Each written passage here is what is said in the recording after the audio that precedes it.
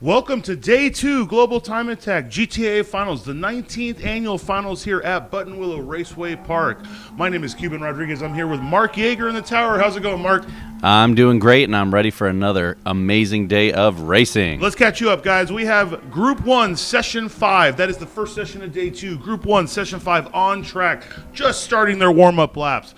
We had quite a few fast laps. We did lose some cars. I believe we will not see David Hagsma on track at all. He was not able to set a lap in anger, and that's heartbreaking.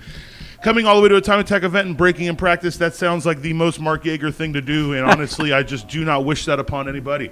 Yeah, it's really a shame. It looks like he ended up in a situation where his axles were popping out, and then he eventually found he might have a diff issue. So really a hard pill to swallow for David Hagsma. He's definitely going to be sad about this event for a whole year. Hopefully, though, we can get him to come out to COTA and really show what that sweet GTR can do at COTA. Oh, absolutely. I mean, if you let yourself down in November, you can always make it up in March. That's the best part. Absolutely. As of right now, we have Craig Coker. He's top in the charts with a 144.629. He's leading the group off, and behind him we got Bailey Woods in his BMW M3, super lightweight but low horsepower, so it's actually really astonishing. He's able to do a 145.753. Then we got Clayton Yates in the Corvette Z06, a 145.83, and we have Will Wantano-Curry. That was really close. I got to give you so really close. Good effort. It's Watanabe-Kiri, but I respect you for the effort you put in there. We do have laps going hot. That right there, yeah. Bailey Woods going across start-finish just behind Craig Coker. You wouldn't have heard Craig going by. It's kind of like wind rustling. There's Clayton Yates right behind him in his C7 Z06. Will Wantanabe-Kiri in his Porsche GT3. Everyone's out here starting a flyer. I was blessed enough to actually get a good night's sleep, Mark, so I wasn't outside for 3 hours before the event. What's the weather like to you? Do you still think Session 2 is going to be the place? Because the weather and sun are kind of telling me Session 1 is the place to be. Session 1 is looking really good, so I think it could be a mixture. I will say it might have to come down to your preparation out there and making sure the tires are in the window. Did you collect enough data yesterday? Because I think that essentially the data you collected from yesterday, Session 2, will parlay right into Session 1. That's fantastic. I asked for a parlay and they gave me you. So, I mean, it's an odd. I feel like it's a different definition. The Evos are playing well. It looks like we have Ben Dankers, who said he has plenty of time left in his car. He has ran a 48 so far. His teammate Justin Ackerman has run a 49. It does look like Ben Dankers is in the pits, though, so either they were doing a complete sighting lap, probably getting a little more scrub on the tire. I don't think it's a tire scrub because Ackerman ran a 49 during the tire scrub session. Yeah, I'll be interested to see what he can do, what he can pull off, and hopefully he's just pulling in the pits, getting everything squared up, and he's going to run back out there and get a solid lap. So a little information on our guy, Clayton Yates. So this Corvette out there, he's running about 575 horsepower to the wheels. He comes out here as a one-man team like many time attack guys do, and it's still very much a street car. He still has it plated and dated. Craig Coker, 143, not to cut you off. Yeah, but I feel like that's his fastest lap of the event. I feel like that's his I fastest told lap him of if the he event. doesn't do 142s, I was going to be highly disappointed. So he's getting into my appreciation we zone. have to go top to bottom, right? Then you have Bailey Woods, who's in a very basic E36 chassis.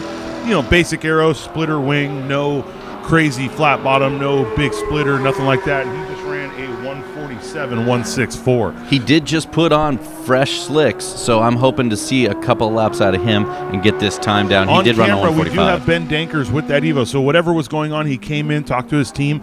I always like to say he would be compromised right now, but he has nobody in front or behind him. He can actually go. Good. See, yesterday when he ran his fastest lap, he had to get out there and get it, and he was really wobbly through bus stop. People want to set their tires up a specific way, but he's got, say, half a mile between him and Bailey Woods right behind him. So as long as he gets up to pace before Bailey catches him on this hot lap, I think we're going to see a really good lap. Yeah. Craig Coker, on the other hand, he is done. Yeah. You're not going to see two hot laps out of him. He was talking to Raina, our on-the-paddock reporter, about thermals and about how heat soak can really cause havoc with these electric cars. Do you remember about that? You want to give the fans a little bit of love about that one? Yeah, so a big part of that is he has to come out, he has to run one hot lap, then he has to go back, he has to charge.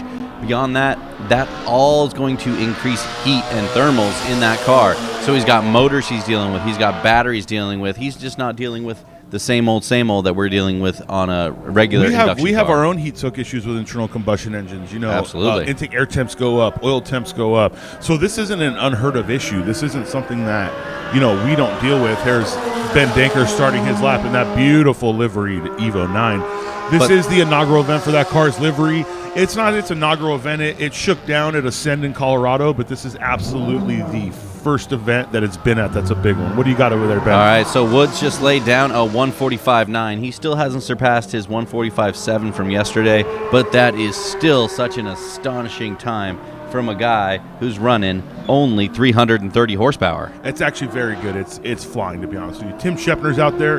He ran a 152 on his first lap. Tim is also someone that every event I've noticed is a faster flyer on his second lap. And it could just be Buttonwillow, to be honest with you. I don't think he was really like that at Ascend. He was laying down flyers. This track really takes a second. Is that Ben off track over there? Oh, we got a guy off track. That looks like to the left of, that is Ben, to the left of Cotton's. He is not in a bad location. That's not an impact zone, so usually they let drivers stay there to finish the session. It's a crappy place to be, though, because you want to get towed back in and get figured out. If that's what's going on with it, he would want to get towed back in and figured out. It'd be a heartbreaker if that's the end of his event, because they had seconds left on the table. Absolutely. We definitely want to see them go out and put down some sweet, sweet lap times. But we'll see what they can do. I'm sure these guys are more than capable of getting that sorted and getting it back out there, unless it's something highly catastrophic. Let's hope it's not. Let's talk about the actual stress. Let's see what Mr. Shepner ran at 148. Took a second off his fastest of yesterday. So he's picking it up, and that means Ben better get that bad boy sorted, because if Tim passes him, he's never, ever, ever hearing the end of that. All right, we got fire rescue going out to pick up Ben. So talk to me. We talk about the stress of time attack. You raced for all of 7 seconds in unlimited class. You know what it's like to have to lay down a single flyer. But truth be told, you always had a chance for a second. Talk to me about how stressful it is in Craig's shoes, knowing you don't get a second any session. Yeah, that's going to be a very, very difficult situation. He literally has to pull out onto this track. He's going to go evaluate the track. He's going to make some decisions, and he has one chance. That one chance is going to be very difficult for him. He is in a situation where, as we talked about before, the thermal aspect, the motors, the big thing there is it's not just on track he's got to worry about temperatures. He has to worry about and manage temperatures throughout the entirety of the day. It's a whole game plan from start to finish. It's not as simple as go out and I'm going to, the motor's going to heat up a little bit, coolant's going to go, oil temp's going to go up. He's worried about how it's going to work out, because when he goes back to charge his car, it's the same situation. When he charges that car, it's still heating up batteries. So he's got to really ensure that everything has time to cool, everything gets its proper time to do what it needs to do before he can bring this car back out, which is why it's so important that he gets that hot lap and gets it right. It's a lot of pressure for him, and it really puts the stress on him to make sure that that is done correctly. No, absolutely, and it's part of what makes this so incredible, right?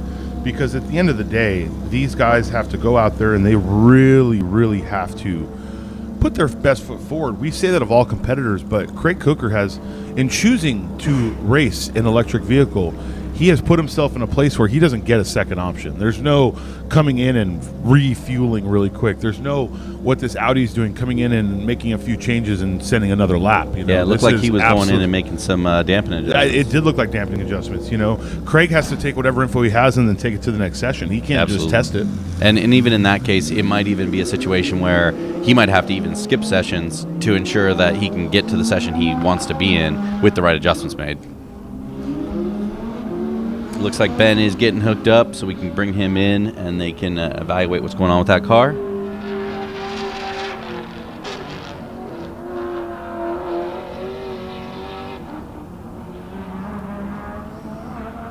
So I was talking to Ryan here yesterday. This is a V8 powered Miata, and it is quite amazing. Is it LS or is it LS? Toyota? LS, yeah. So he's doing a 1:48.8 as of his fastest lap time. Today, he's at a 1:48.3, so he's already bested that lap time in this first session. So as me and Cubit stated, I think this session might be the glory session. This could be really good. Hopefully we can get some more guys out there. We could also see fastest laps in the next session. Truth is, yep. when we talk about these laps and these perfect sessions, we're talking about teams at the highest level. The lower class teams, the teams without, all the telemetry and data, the teams that are out here with their buddy and girlfriend, they could probably set their fastest lap on the third session. This is just giving them the best opportunity to do so, right? Yeah, and so what we're seeing on screen right now is we're seeing Will. He's out here in this Porsche, and he's going to be ensuring that this thing is set up correctly, checking the tire pressures, getting everything set up. It does look like they don't want a flat toe bend very far, which is not a bad idea. It has cars a lot of aero and a lot of stuff going on it. But truth be told, it's probably going to be very difficult to get on a tow truck also. Yeah, that's going to be difficult to impossible. Yeah, so just give you some information on Will here. He is actually a vehicle dynamics engineer, and Will's been racing in motorsports for quite some time, about 20 years. He's done various things from Time Attack to SRO to IMSA to Pikes Peak, rally, off-road, all the things you could think of. And he started a racing business, WR Technica. So now he manages, maintains, and prepares track vehicles for other clients and helps them improve their lap times, which is an awesome thing we love to see. No, I mean, it's a good business. He gets to do what he enjoys, and he gets to do it on racetracks. There's absolutely nothing wrong with that. Oh, God, yeah. What a dream, right? You get to go drive these amazing vehicles in these Porsches. Like anything else, I bet you it becomes stressful, though. Oh, absolutely. It's the travel that gets me. I'm blessed. I get to work with cars for a living, at the high performance level, not like we're doing oil changes where I'm at. And that's pretty cool. But, it's as someone who has traveled many times in the last few months, it does take to wear and tear on you. You leave your loved ones at home. I haven't seen my dog in 3 days. You're cheating. You brought your dog with you. Mine's at home watching the stream crying. I know who else is pretty sad. It's my production man, Jeff, dude. He's got one of the cutest dogs in the world. And last time he left it alone, he had to put a titanium tooth in the thing. Oh, wow. So, bionic dog back there. So we got Zhao. He's coming in. We just black flagged the session, so we're going to have everybody come in so we can get Ben off track and get him out of any compromising situations. Yeah, truth be told, most people were done with their flyers. Not to put a qualifier on it not being so bad, but first session wasn't very heavy to begin with. Most people still have send as much as you can in the second. Whatever's going on with Ben's, I hope it's something small and simple. In practice, they had to torque the head down a little bit, had a little bit of water being pushed out, so it's a teething thing. This car hasn't even ran a season yet. Yeah, he's still got a lot of development, a lot of work in that, so we'll see what he can do and what he can get back up.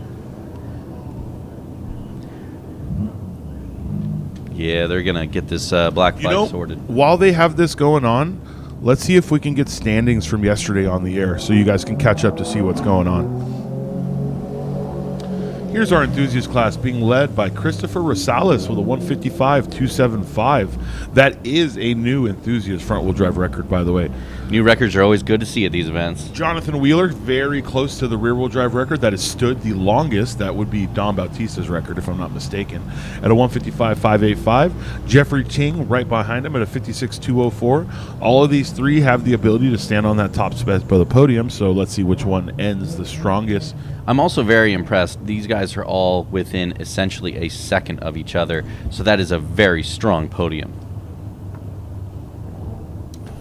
Our local fan favorite, this is just the love for the OG Thomas Smith at a 148.119 in the most basic of Subaru STIs you will ever see on the planet. Leading street class, Mike Ray's at a 151.089, and then our friend Derell Natividad at a 51.290. Now, I sound excited because of these cars, but look at fourth and fifth, even sixth, all right there within a half second to second range.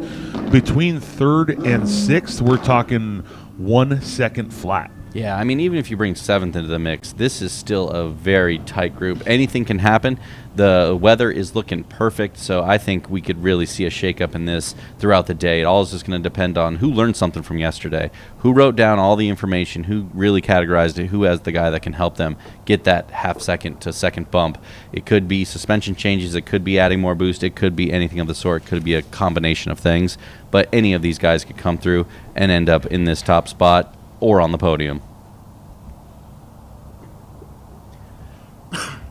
We got Clayton Yates on that Corvette up in top spot with a 145.8. We got Will Wantanawan Curry in that Porsche in a 146.2, which I believe he just set. And George Zhao in that Audi R8 in a 146.938. Yeah, you look at third through fifth, they're also within a second. I think your issue, Mark, is like everything in life. You try to go too fast. It's Watanawang Kiri. No, I got nothing. No. I'm going to need you to go ahead and catch a fly with some chopsticks and get back to me, okay? So, truth is, though, limited class still very competitive. It does suck. We just saw Ben Dankers, who's in that argument of the podium 46 spots. We have Tim Shepner actually ran a 48 in this session. So, I'm talking about yesterday's results. You guys do have to understand these are not push live. I wanted you to see what was going on yesterday. So, to anyone going, wait a second, Ben ran faster. He did. Yeah. I'm sorry, Tim ran faster. Tim did run a 48, but he would be in the same position. Yeah, and same with Will. They went a little bit faster. They're in a 1:45.9, so they're still in second place. All right, this is the big boys. This is the unlimited class. This is what everyone loves to see. So we still have Craig Coker. He is in first place with a 1:44, although he did just run a 1:43.2. So he shaved off over a second in that first session of the day, really pushing hard. We got Bailey Woods in his BMW in a 1:45.7, hanging in there. And then we got Ryan. This is Cuban's last name to pronounce. Radushel. That's probably incorrect, to be honest with you, but I just have more confidence in being wrong. And you've spent your whole life in like high-end careers and stuff where being wrong mattered. So I just, I'm the guy that's just fake it till you make it, and it's gotten me here. You had to work your way up here. I didn't. See what I'm talking about? We were talking for years. You're like, hey, I'll go up. Let me go for a day last year. Me, I'm just like, I'll be here. This is our Pro-Com class, guys. Old man Monet in first place with a 1:49.721. I'm really poking and prodding at him. He really needs to bring that time down, get something respectable. Yeah, or he needs to build another time attack car is really what he needs to do. Hey, he tried to get the Subaru out here, but just couldn't get it done. He didn't try that hard. 153.834 out of Riley. This is the fan favorite car. No matter what event you go to or where you're at, if Riley's car is there, that's the one everyone wants to touch and take photos of. And then we got Brian Navarra, and he is in that Ford Mustang. It is an awesome-looking machine. He's got a ton of work and energy into that thing, so it's great to see him out here with a 154 on the podium. And then the most interesting car to most people here, the 56 Chevy, Mr. Kyle Phillips at a 204.379. He ran through tires a lot faster than he thought he was going to. I think he's maybe spent a little too much time in practice because he is hurt, and he's probably not going to pick up time unless he found some very interesting size slicks that he runs on that car. Yeah, that always makes it a little bit more difficult when you're running a size that a lot of other people don't run. I think a couple of our other friends are in that same position in the S2 Million, but definitely one of those situations where it's difficult, makes it hard to come by. That's we'll bring that up. You will not see Paul or Tony back out. The car itself is running good, but they were just fighting brake bias issues, and the brakes on the car are still new. They're still working through the small teething issues of them. They thought they had it pretty sorted out, but Paul in his first lap of this session just destroyed the rear tires going into one. Tony on the last lap of his last session destroyed one of the front tires going into sunset, I believe. So it's a bad place to be in, but at the same time, you learn from this. There's no such thing as success without failure, I think is the best way to put it. If Agreed. It was always easy and it always worked out, it wouldn't be fun. Absolutely. And then, I will say some of the best memories I have are the late nights and working hard, trying to get everything sorted, especially after things all went wrong. So but another person we will not see out there again is Riley Stair. He ended up, after his offs yesterday, he ended up finding an issue with his timing belt. So an interesting aspect is his timing belt is exposed. So he believes that maybe some debris got into the timing belt area and chopped up his timing belt. He got lucky, though. They found it when they were checking out the car, doing some regular maintenance and just preparing for today.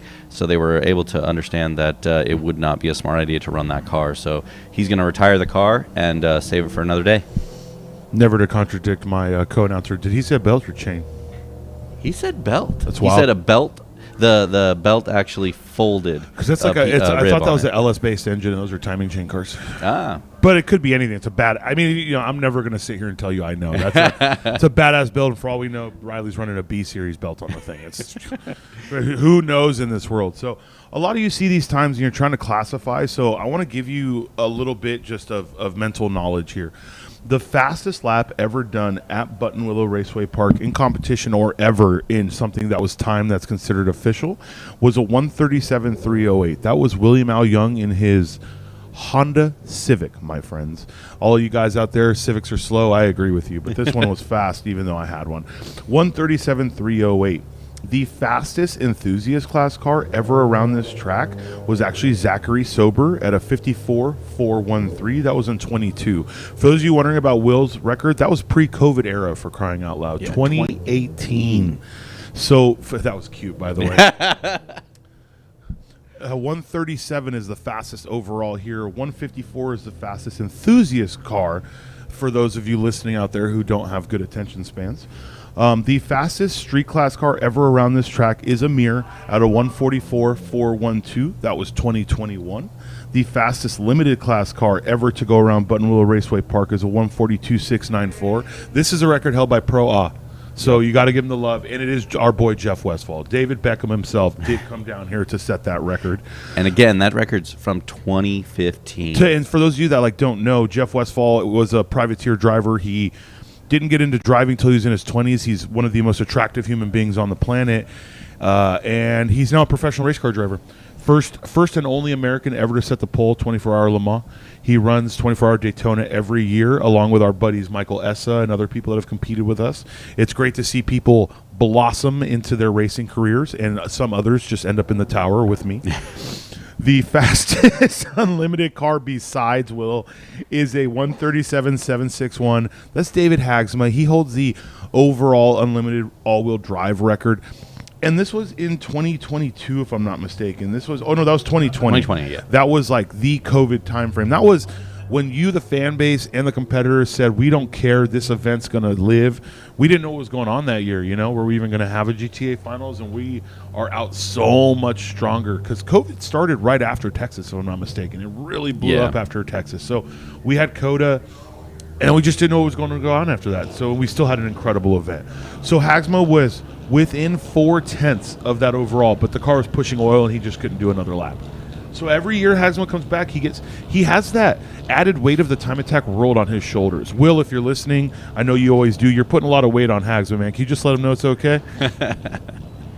Yeah, the records, I will say, it's always astonishing when you look back at those records and see what people are able to accomplish. When I look at Zachary Sober's time at 154, I kind of turn back the clock to when I started in this, and sub 2 minute was wicked fast, and just being able to break that 2 minute mark was just such an astonishing thing. And now we're talking about doing it on 220 treadwear plus tires. Really shows you the evolution of the sport, the evolution of cars, the evolution of tire technology. All of those things, all combined. Obviously, we have very talented drivers.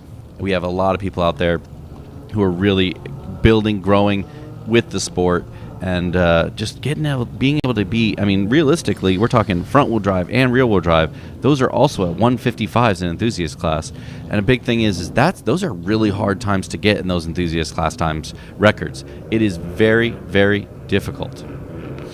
So those guys have really put in the effort to get that accomplished. And then now we move into the street class times. The street class times are just astounding to me.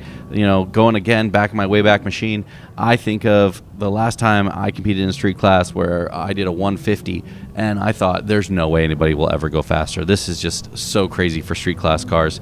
And then you end up with situations where things like Amir doing a 144. That NSX of his and all his team, they were such so amazing to watch go out on track and run that time. I can still remember yelling, screaming, and cheering and willing him on to say. So, all right, we got Group 2 headed out.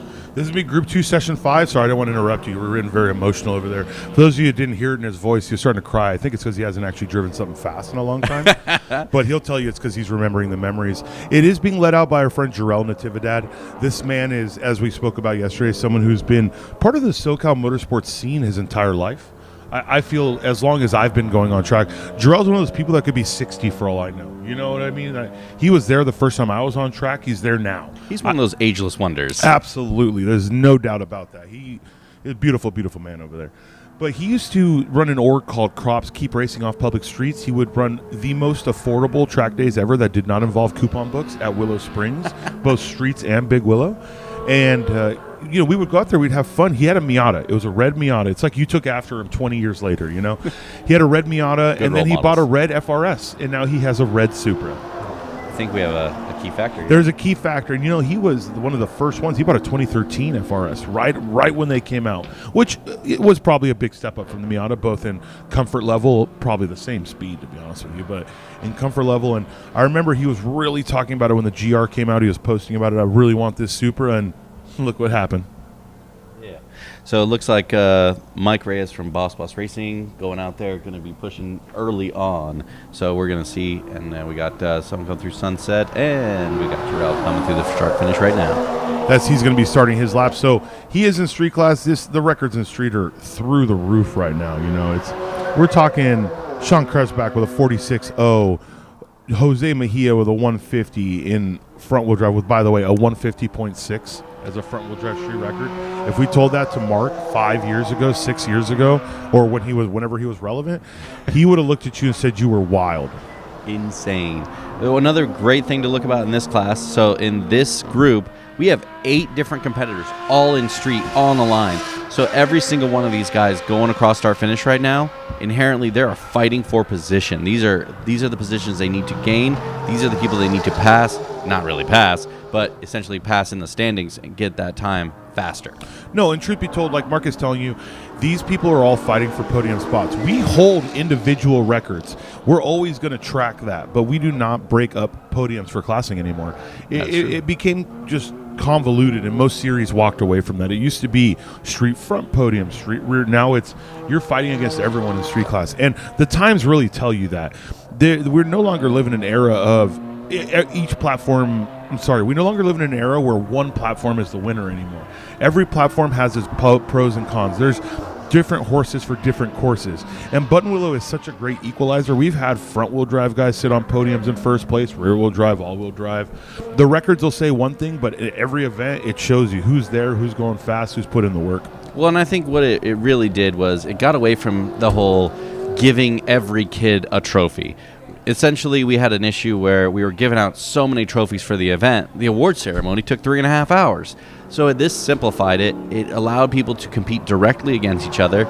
And the rules also came together where essentially we're able to combat each other in a manner where it all made sense. So we don't have a favoritism of front-wheel drive, rear-wheel drive, or all-wheel drive. The rules make sense now where everybody can be competitive at any time.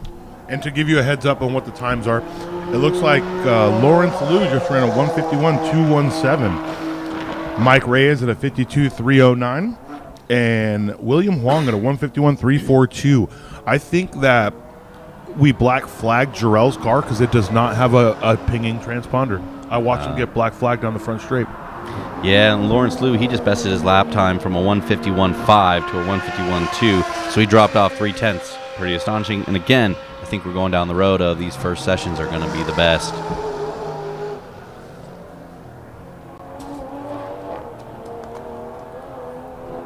Brian Rivera just ran a 155.8, so he's still a second off his best lap time. Let's see if he can pick it up.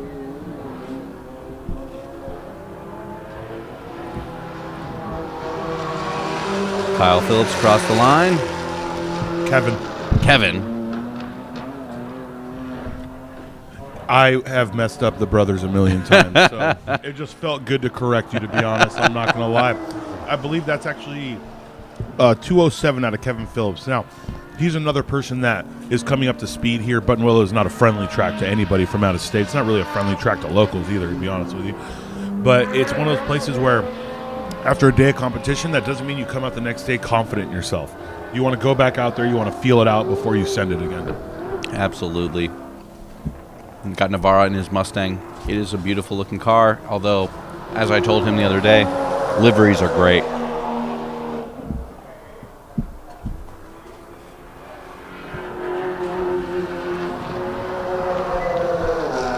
Truth is, I know Riley and Mr. Phillips just finished that truck not too long ago, but once that car gets a complete livery on it, it's going to look fantastic.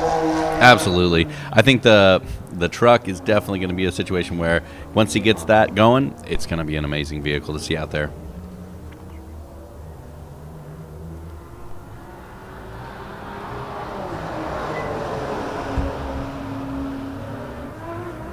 Got Robert Robles in that BMW with a 153.7. it does look like this Apex ISC was having trouble getting traction off the final corner. He was doing a little tank slapper there. It's good to see him straighten it out, but it's rough because he had a car right behind him. This is where knowing your gaps and knowing your locations matter, because you want to make sure that you're in a position where you can lay a flying lap and not run into any traffic issues while doing so. So we still got Derell out there running laps. You know, I'm not sure if you saw it, but I did see him catch a flag down the start finish. Either way, he'll get some really good data out of this, but you always hope that he didn't run into an issue.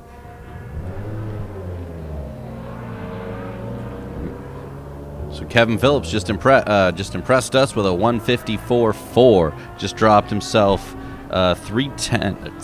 So 3/10 off his best lap time. That's a solid improvement. If we see this truck in the low 50s, I think that's a win. Absolutely. Where can you say you saw a 150 truck at Buttonwillow? You know, I once saw a Blazer try to run a lap around here, and then it rolled at Phil Hill. So, you know, we don't need that kind of energy here, Mark. I feel like you could take that to your little pocketbook track days over there. For those of you that didn't know, Mark actually runs his own track days now, and I'd love to trash talk him, but Mark knows I ran a couple, and it's not the easiest thing in the world to do. No, to get people there, to get people paid, to make them show up. His friend with the Opal actually helped fill one of my track days. That's why I remember him so much. Yeah, the Fastlane track days, you can always go on there and sign up and hang out with us. Did not pay for that. Hey. I gave you all you get. You did not pay for that sponsorship. You didn't pay for that time. But will the jury please redact any of that information that they heard right there? This is Group 2, Session 5. That is the first session of the day for them. Luckily, with these morning sessions, it allows our on-the-paddock reporter, Raina, to try to find people to bother and get some information from. So hopefully we have something soon from her. Currently, we do have... Who's in this gray BMW? William Hung. There we go. I have put Mark in charge of the BMW teams. William Hung right there, and Boss Racing right in front of him. I had a chance to look at those steering wheels you're talking about, by the way. Pretty cool. Yeah, they are wicked pretty cool. Pretty cool. Yeah, it looks like William is running really well. He actually improved his time 7/10. He now is at a 151.0, and they're still making adjustments going through. Looks like they're checking tire pressures and getting everything set up. Now they're popping the hood to verify anything under there. Pretty good. 151.0, fastest of this session, Group 2. Almost fast enough, I feel, to get them into Group 1. If they break into the 40s, they would get the bump into 1, I believe. Oh, they're wow. right there. We obviously don't want to put the faster people with the slower people. Sometimes it's best to be the fastest in one session. Sometimes it's the best to be the slowest in another. Absolutely, and that's some of the time attack strategy sometimes, where I've actually been in situations where they'll ask me, hey, do you want to move up into the next group and be the last one in line, or do you want to stay in the front of the session where you're currently at?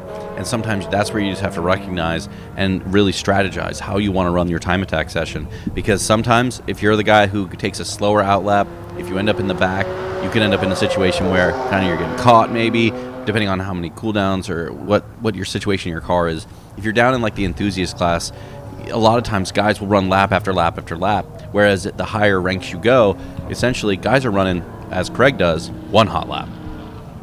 Yeah, and if you're a slow guy, you want to be the fastest guy on track because you get to set the pace of the entire grid. Absolutely.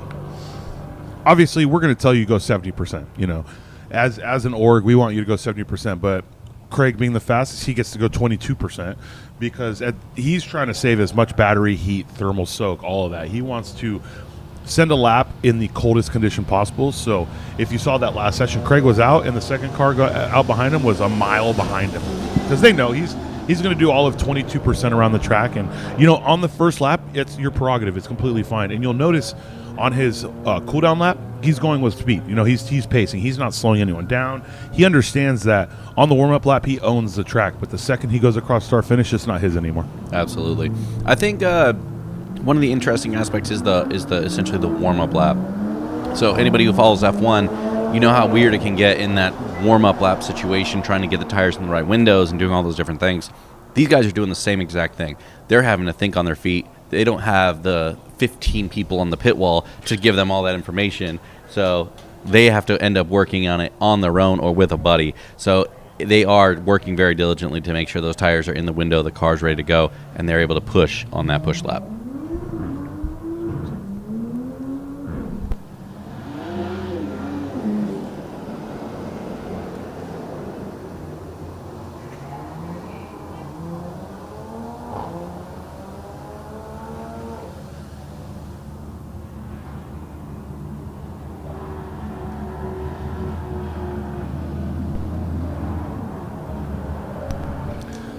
Here we are. So we do have Boss Racing setting another flyer. It does look like we only have a couple cars on track. So while they're out there setting their hot laps, we will let you know if any records fall. But we're going to shoot it down to Raina. Let's see who she has to bother today.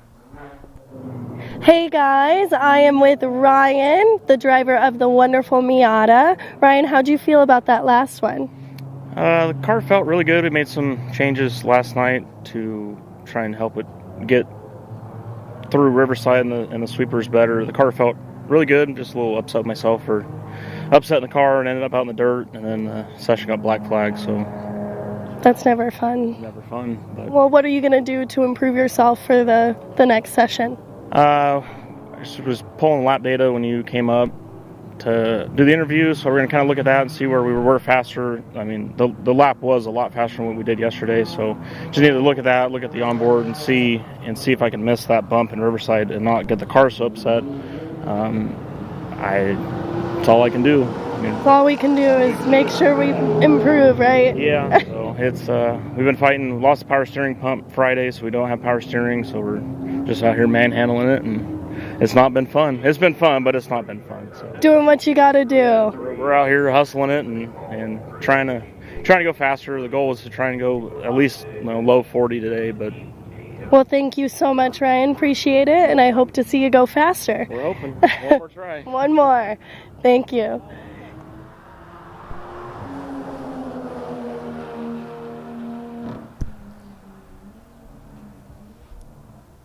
All right, they're finishing up their final flyers, and we're hoping to see if they end up with anything better. This session is definitely a good one for them. Well, the thing is, you're at Buttonwillow, and I see a cloud of smoke over there by bus stop or where there was one, but I never saw a car over there.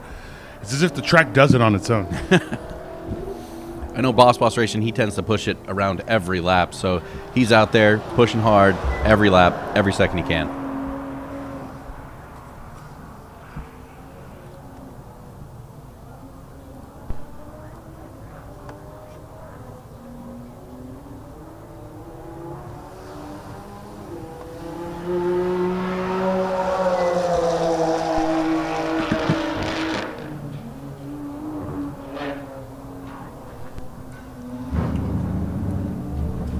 Is that a 153.972 out of Mr. Geraldo? Is that his fastest lap mark?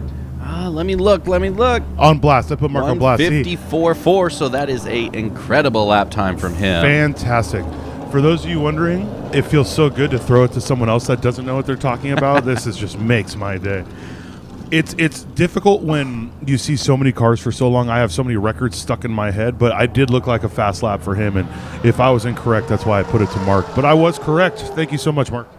And Phillips, again, he 154.132, which bests his best of a 154.7 as of right now. So, again, the lap times are dropping. They just keep going down and down and down. I love this upper view of bus stop. It's hard to tell what you're looking at. But it's cool when they do it. But seeing the cars from up top there is incredible.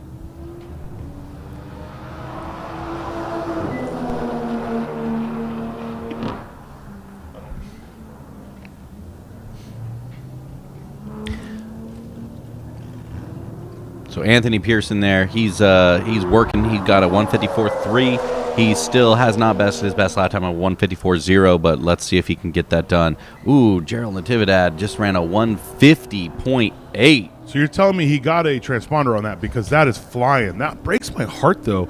If he did a 50.8 on the last lap, what was his first lap? Oh, exactly. It was a 41 for sure. Yeah. At least that's what all the forums will say, right? That's what the AIM data said. The amount of times I've heard after this event, yeah, but my predictive lap was 7 seconds faster. Yeah. Into what, turn 1? But that is an impressive lap from Gerald there. That's a 150.887.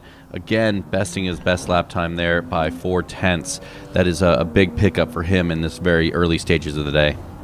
So that Super you just saw go through bus stop that we're watching through Riverside right now, if you'll notice, it's one of those things that we want you as fans to pick up. He looked fast through bus stop because he had a little kick out, but he lifted the whole way to correct it. Yep. Where you watch Derell, who has less of a kick on the car, he's trying to be a smoother on transition. It doesn't look as fast, but his exit speed out of there is significantly higher. And this BMW looks a little twitchy, a little too much on the steering inputs, too fast. Very, very hard onto the outside curb, yeah. There was some lift there. I mean, I'll be very honest with you. We're looking for people to be perfect through that corner, and that corner is very difficult to hit. The best person through bus stop in this whole event, in my opinion, is still Will Dries. Yeah, 100%. I actually threw over the two Miata guys over to Will and said, "Hey, you want to go find out how to run this track fast? Go talk to Will. He'll get you sorted through bus stop." Will's over here in a stock Hyundai Elantra N running 58s, and when he goes through bus stop, it's like he's in an unlimited class monster. His exit speed through there is unbelievable. And like we try to tell people here, he really isn't slowing down through bus stop. He taps the brakes to set the front end, and then he sends it. It's not about your speed through bus stop. It's when you turn in, and I think that's the hardest thing to teach someone. People from up top in this tower, we can see the corner, but Mark knows, I know, let's just say Mark knows, he's the professional. When you're in the car, you can't see the corner. It's non-existent. Yeah, it's definitely one of those things, especially as you leave truck stop, it's very much better than it used to be, but you're able to run over that right side berm. You're able to hit that as fast as you possibly can, holding throttle. I always tell people my big thing was if I could leave Cotton Corners from the moment I exit Cotton Corners, if I could be flat out till I get to the braking zone of bus stop, then you know it's going to be a good lap.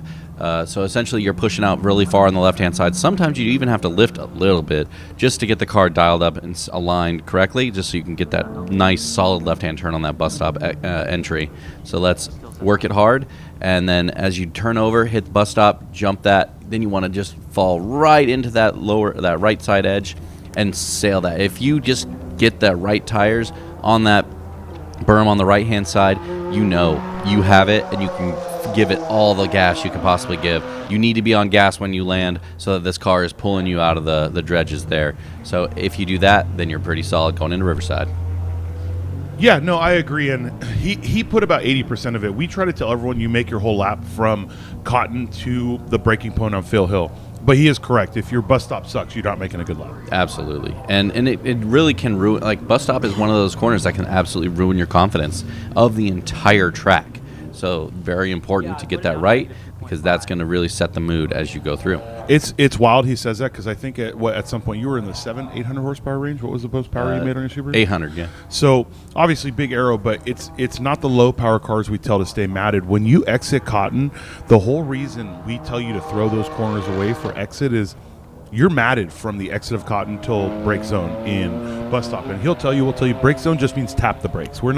There's no hard brake zone until Phil Hill in this area. You're tapping them to set the front end so you have grip, and you're throwing the car into the corner. Absolutely.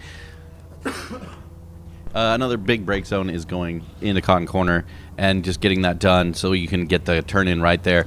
There is a lot of situations where that's a low speed zone, so you're kind of working that. It is going to be an early apex into that first one, giving up a little bit of time into the second corner.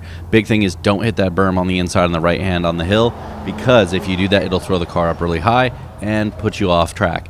If you go off track there, again, ruining your lap time. I have, and will always say, it'll be good. Absolutely. And we actually have Raina downstairs with a fan favorite. I think one of your favorites. That's Bailey Woods and his E36 M3. So let's get down to Raina, see what Bailey has to say to us. Hello, we are here with Bailey Woods talking about his car in his last session. How do you feel about it? It was good. I was a little bit slower today, but I did what I wanted to do, and so I'll be happy with it.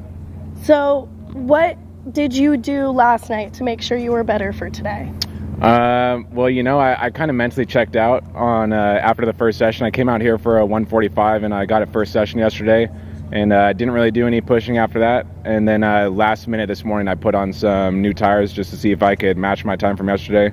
Was a little bit slower. I went over in data and prepared as best as I could, but And how much power, how much horsepower does your car make? My car makes 328 wheel horsepower.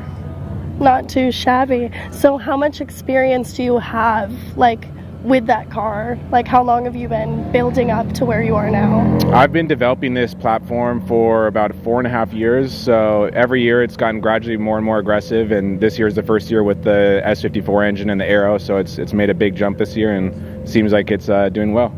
It really shows. Your last time is super impressive for what the car is, so congratulations. Thank you very much. Absolutely. Thank you so much for your time. And also, we were talking about, doesn't he look like 90s Taco Bell right now?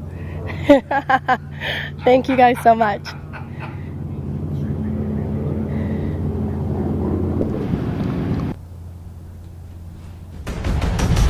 Link is the engine management solution for champions the world over. We know what it takes to win, pushing boundaries, performing under pressure, and having the best people on your team. Our tech support are performance specialists, available 24 hours and ready to talk one-on-one about your winning formula. Link ECU. The performance, reliability, and power to get to the podium.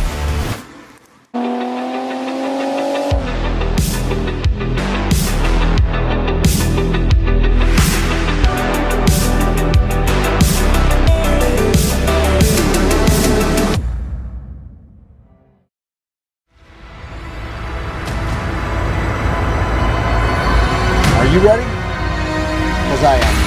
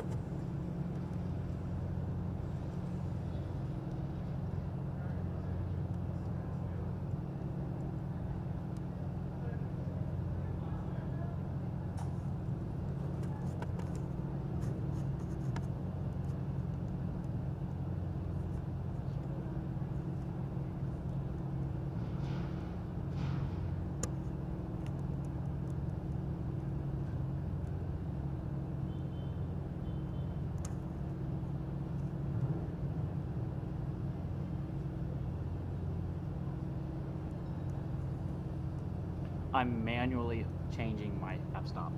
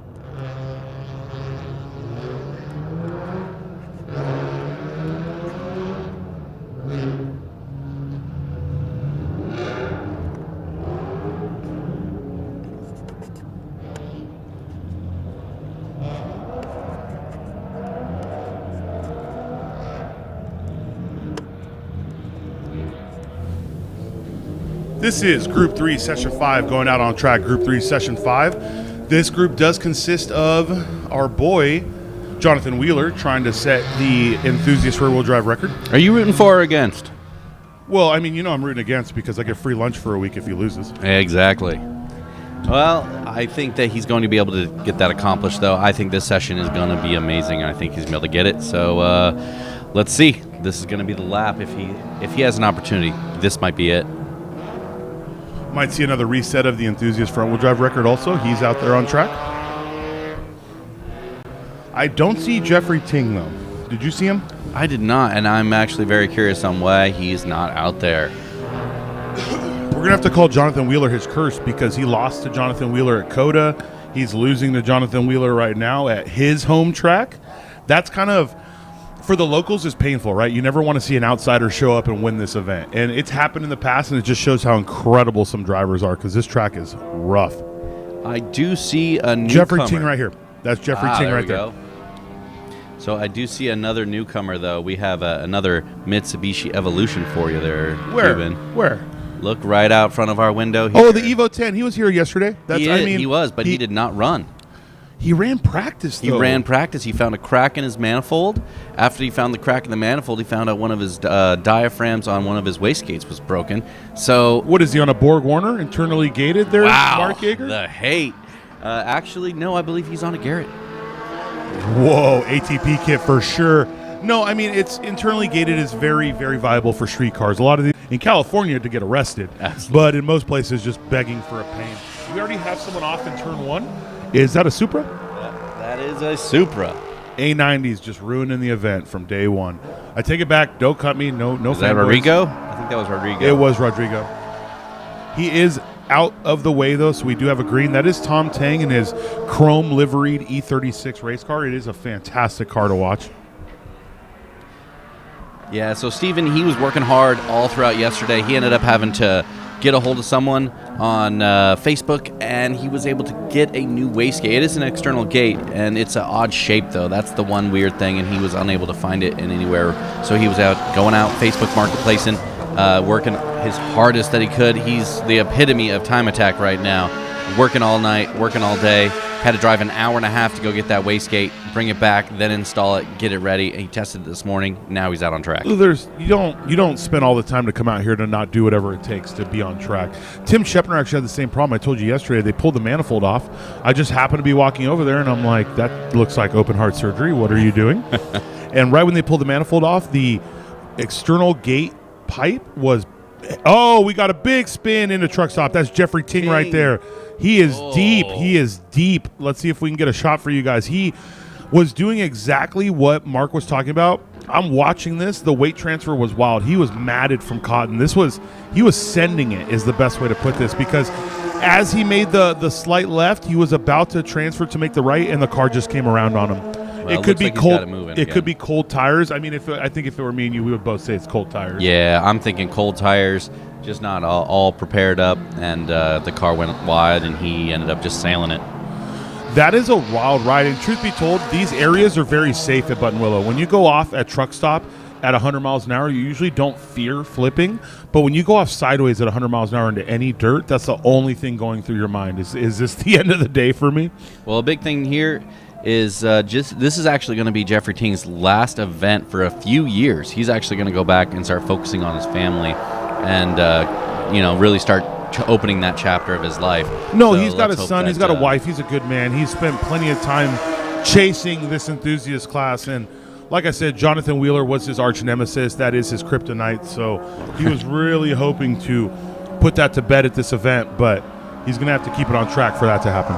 Yeah, since this is his last year, he said he was going out and basically just going hard. So he went out and ran everything he could possibly go to, from grid life to global time attack to super lap battle. He went and did everything he possibly could, knowing this was going to be the last year he was going to compete for a bit. It's actually a bait. He has to tell his wife that next year he needs to try to defend, so that's a big bait. If you're listening out there, Mrs. Ting, the man lied to you. Well, the good thing is he was able to go and essentially get the enthusiast class record at COTA with a 226. He also has a couple other records in grid life, and really showed what that front-wheel drive platform can do. I know, being someone that's put so much time and effort into it. Oh, he got it. He caught it. Okay, we're good. Sorry, this gentleman was weight transferring like crazy right there. I think we have some dust on track. The best part about where Mark is sitting is he's in that stadium seat with the big pillar in front of him. He can't see half of what I see. I'm not saying I set it up like that. We have an off and cotton again on the outside. That's where you destroy wheels. It was right in front of Mr. Miata right there. We have everyone pushing. That is our new challenger in the Evo 10. Steven. It reminds me of Street Fighter. Oh, that thing is bouncing, though. He's got a lot of bounce in that suspension.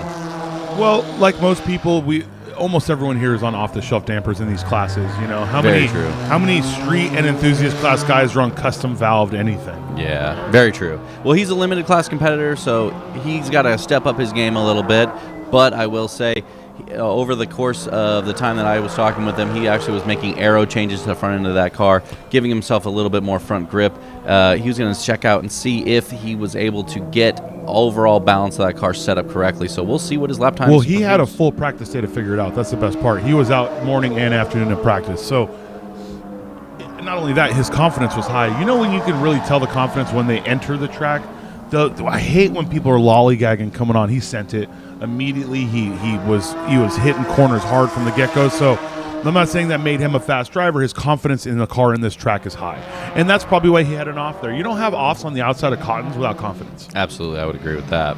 I know that in my time, we would come out of that corner and it would be pushed all the way to the limit. You'd be looking at a situation where it was very difficult to keep it all the way on. So a few wheels dipped there, full throttle, you wouldn't even let off at all. So it wouldn't really even hurt your lap time.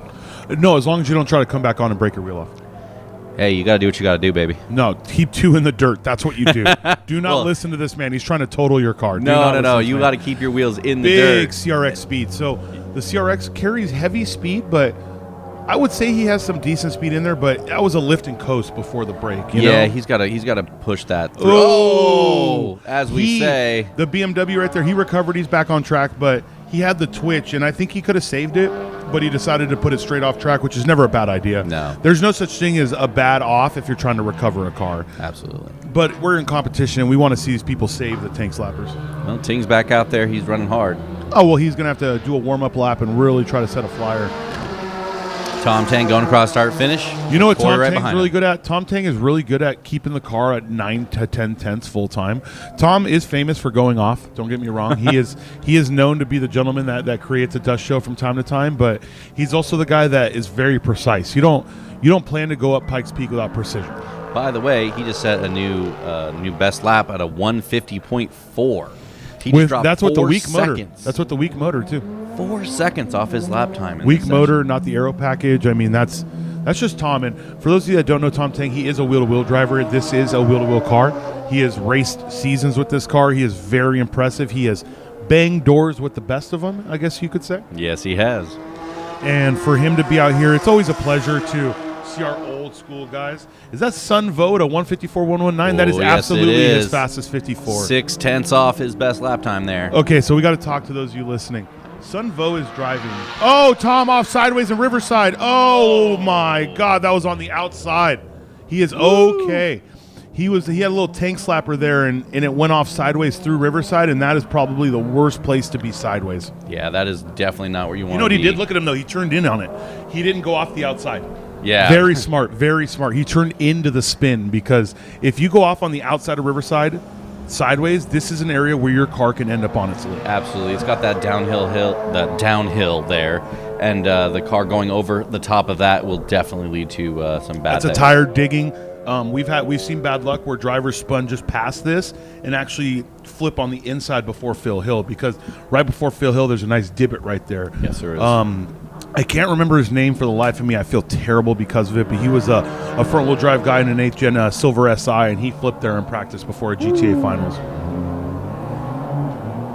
Let's see if Tom can get it started back up and going along. Needless to say, day 2 has some assignment. I'm going to go back to Sun Vo. I do apologize. I was about to talk how impressive his lap time was, but Tom Tang, like always, taking the show. Sun Vo, 154.119. Naturally aspirated, brand new GR86. That is so impressive with these cars. Look them up, guys. They don't make a lot of power, but the chassis has gotten incredible. On top of that, if you see one in person, it's like a mini Supra.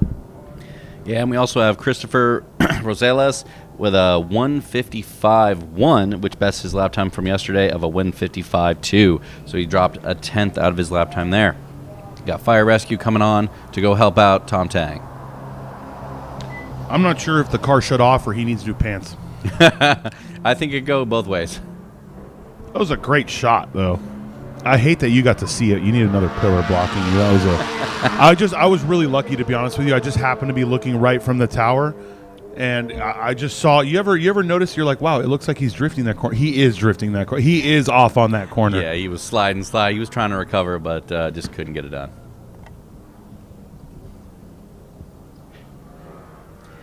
Also, Jeffrey Ting, he also improved as well. He was at a 156.2, and he dropped it down to a 154.4, so dropped 2 seconds in that session as well.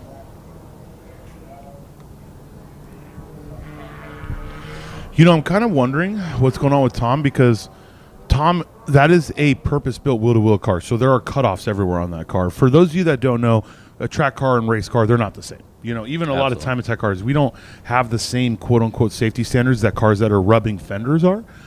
There are front and rear cutoffs on these vehicles. I'm wondering if in the tank slapper, if maybe one of the power cutoffs got hit. Because, Tom's spinning, there's no reason for the car not to run unless the front end is pulled off and we can't tell. Yeah, I wonder if maybe he's caught up on something underneath the car as well either.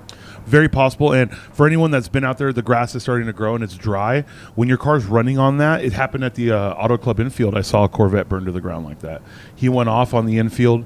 There was dry grass. He didn't shut it off, and the catalytic converter and pipes just set the ground on fire. Yeah, sadly, I've seen a Corvette ZL1, not a Corvette, Camaro ZL1 do the same thing from a You were friend. about to be put on the hardest blast right there. Yeah. You cannot commentate up here and get car types wrong.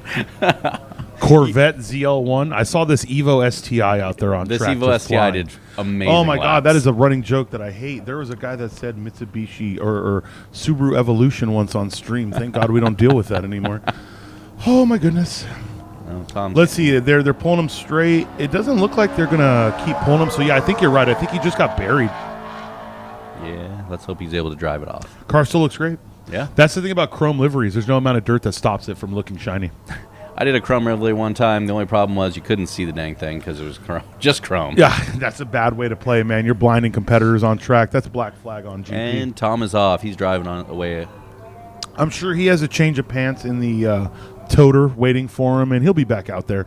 Tom is someone that an off doesn't scare him. I don't know. I think Tom. No, he has. Tom has been upside down before.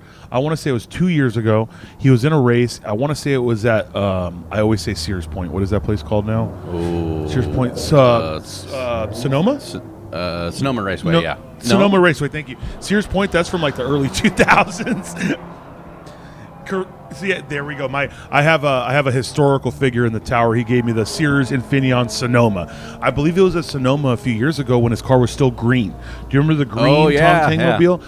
I know this is a new chassis, but he ended up on his lid there, and it's really terrifying to watch in-cars of that, especially if people you know. Yep. It doesn't look too wild from the outside per se. Then you see the in-car and you see how hectic and violent a rollover really is in a car. Yeah, it really drives home the point when you talk about the neck protection and the Hans device and the side impact aspect. It really drives home the point of why that needs to be accomplished. When you see those accidents where the person is banging around during those rollovers, you never understand net protection until you've rolled a car over, because that's what keeps your limbs inside the car and you don't lose one. And whoa, good speed! Oh my goodness! Wow, that was a good. You know, that was a Wildre send. That was sending it right there. He was hopping the whole way, and if you notice where his tire went off, it was deep past where other people's tires are off. So his turn-in point is good. He maybe needed to turn in an eighth of a second more or change the amount of steering input, but that looked really good. And you could tell he was pot committed. He was on throttle, pulling it through. That front-wheel drive just was able to pull him all the way through that. There are advantages to all chassis, and what's the FF advantage? You point. You just point and shoot. That's it. With an FF, you want to make a corner and you have a diff. What the rear end doesn't matter. It's not relevant. You point that front end where you want it to go and you commit. But the problem is you have to do that commitment. If you do not commit to where you're pointing, the car's coming around and it can be very dangerous. Absolutely.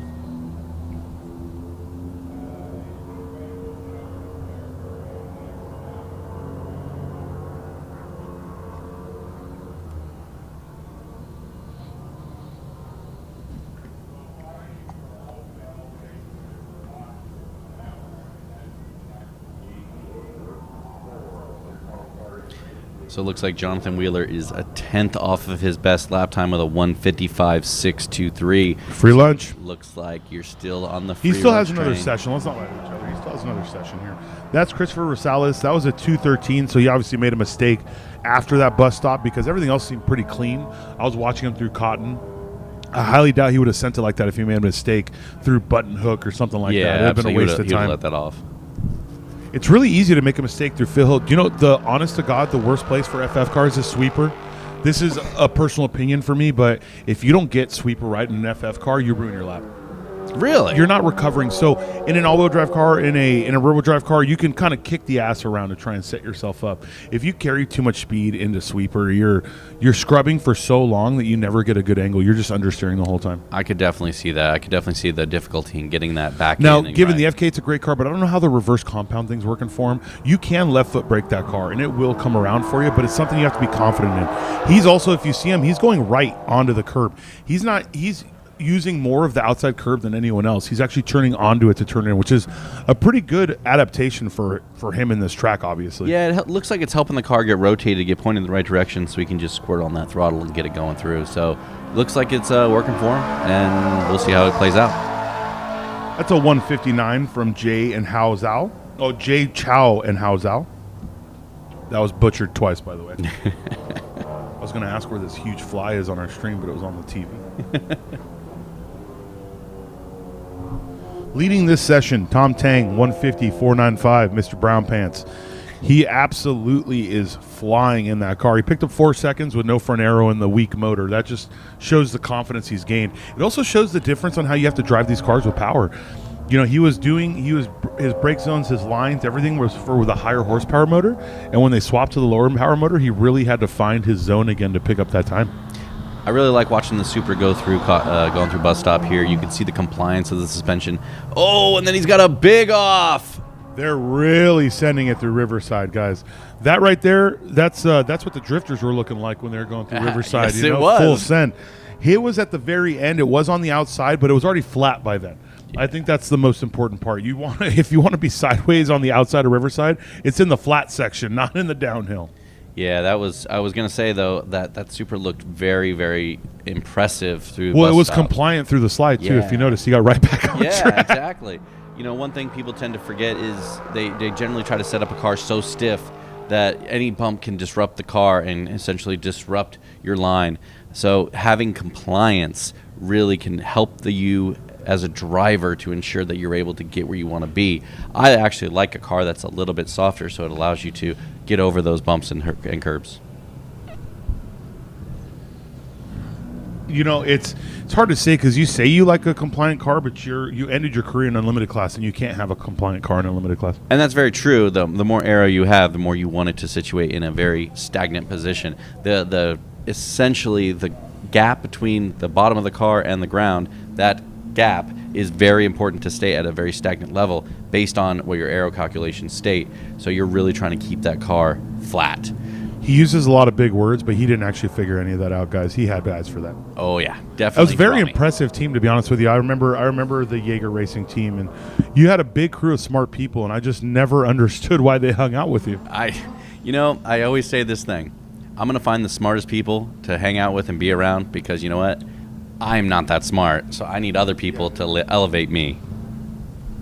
No, absolutely. And, you know, all jokes aside, the thing about the teams that come around, they're absolutely people you would never expect sometimes, you know? Like the jokers of the world, the this and that, the quiet people are the people figuring out the biggest problems, etc. So while we're over here, let's go ahead and have a talk with Mr. Phillips and his S10 that was built by Riley Stair. We're going to go down to Raina right now. Hello, I'm Raina, still here at Buttonwillow with Kevin, who drives that awesome S10 we saw it on the track. How do you feel about that last session? I feel pretty good.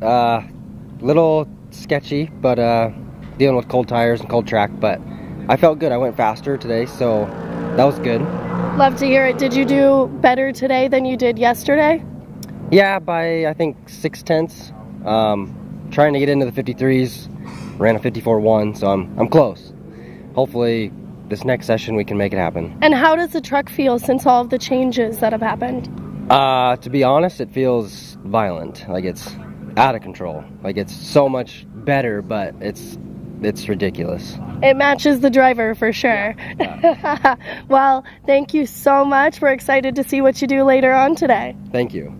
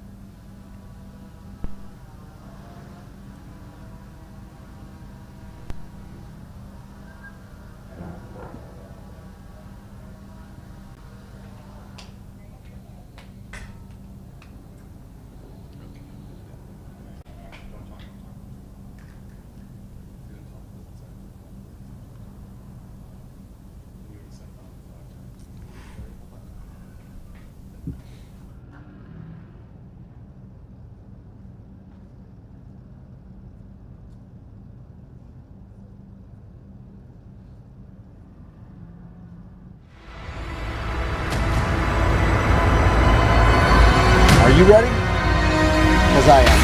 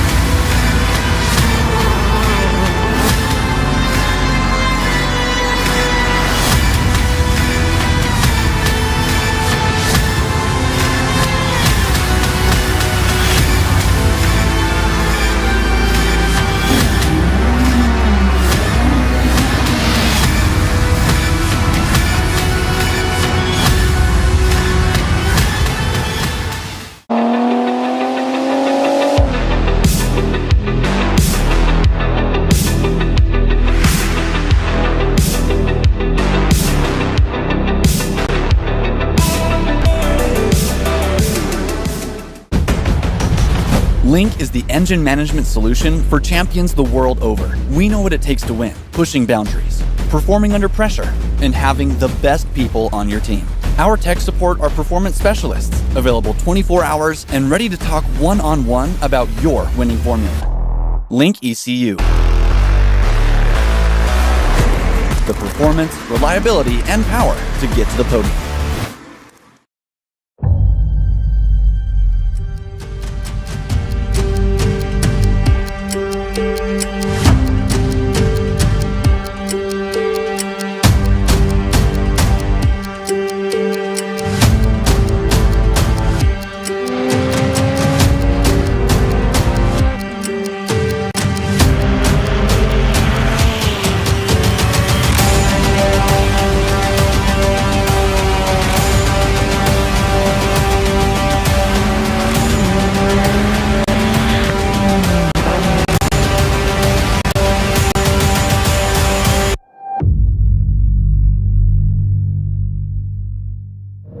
Hello guys, I am here with Derell with his awesome Supra behind us. Derell, how'd you feel about your last session? You know what, it's pretty crazy. So first session was the best session out of the whole weekend, right?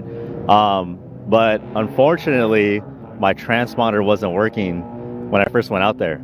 So what happened was I hit my PB at this track with a 150 flat, and then I'm like cheering after I do the lap, right? I come back into the pits, and then the whole team's like, Derell, your transponder's not working. Oh no. And I'm like, stop messing with me. Are you serious? And they're like, no, for real. They show me the screen. My name's not on there. And then they had to change the transponder while we're in the pits, the hot pits.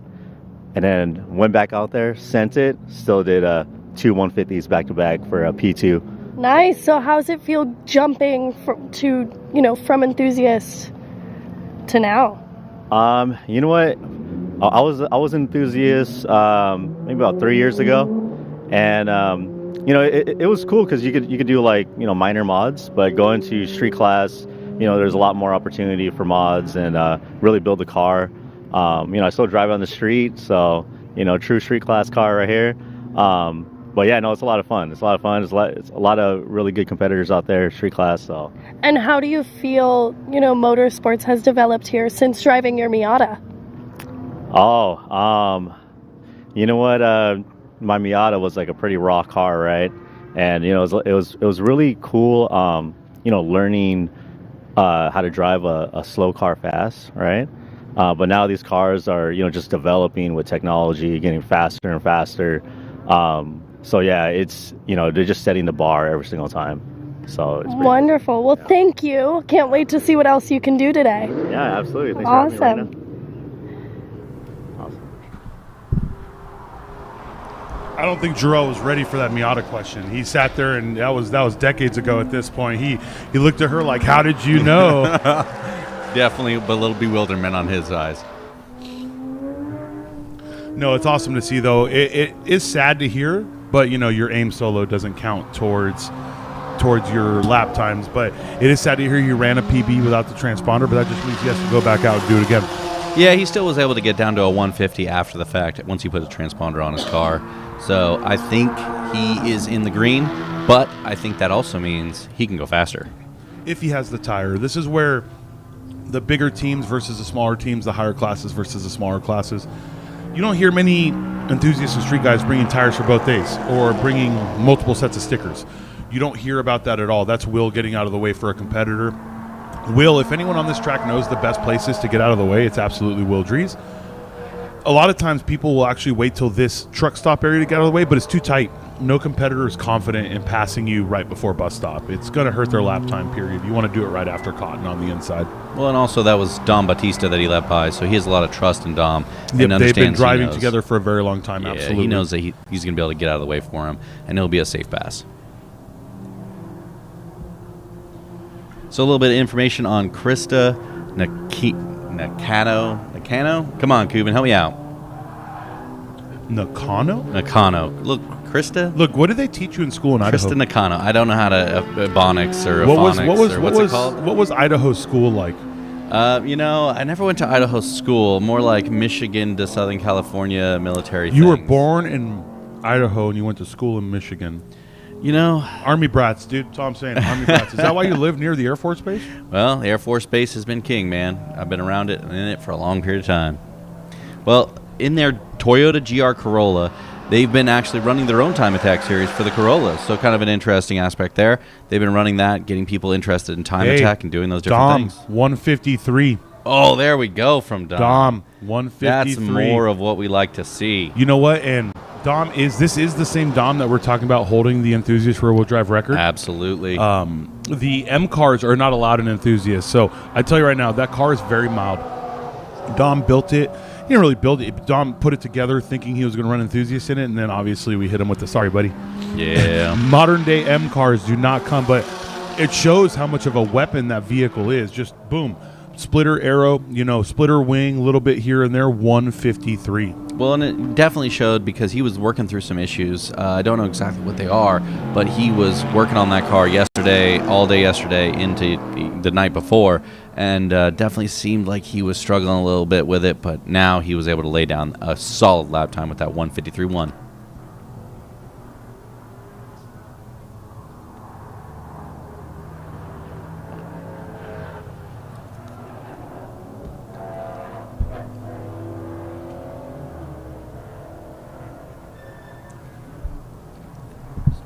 Honestly, Don Bautista, 153.168, it's hard for me to understand that lap time. I want to say why.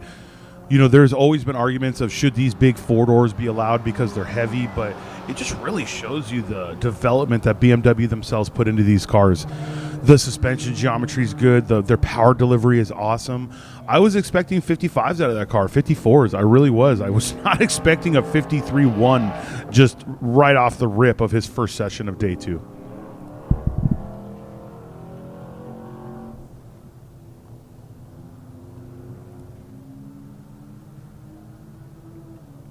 So we'll go into a little bit of information about Chris Matthews and his 2021 Subaru STI. He is in street class. He is born and raised in El Paso, Texas. Been racing for about 2 years. He always loved things that go fast, ATVs, dirt bikes, all those different things. He's been doing a lot of dunes, all that fun stuff that we like to do.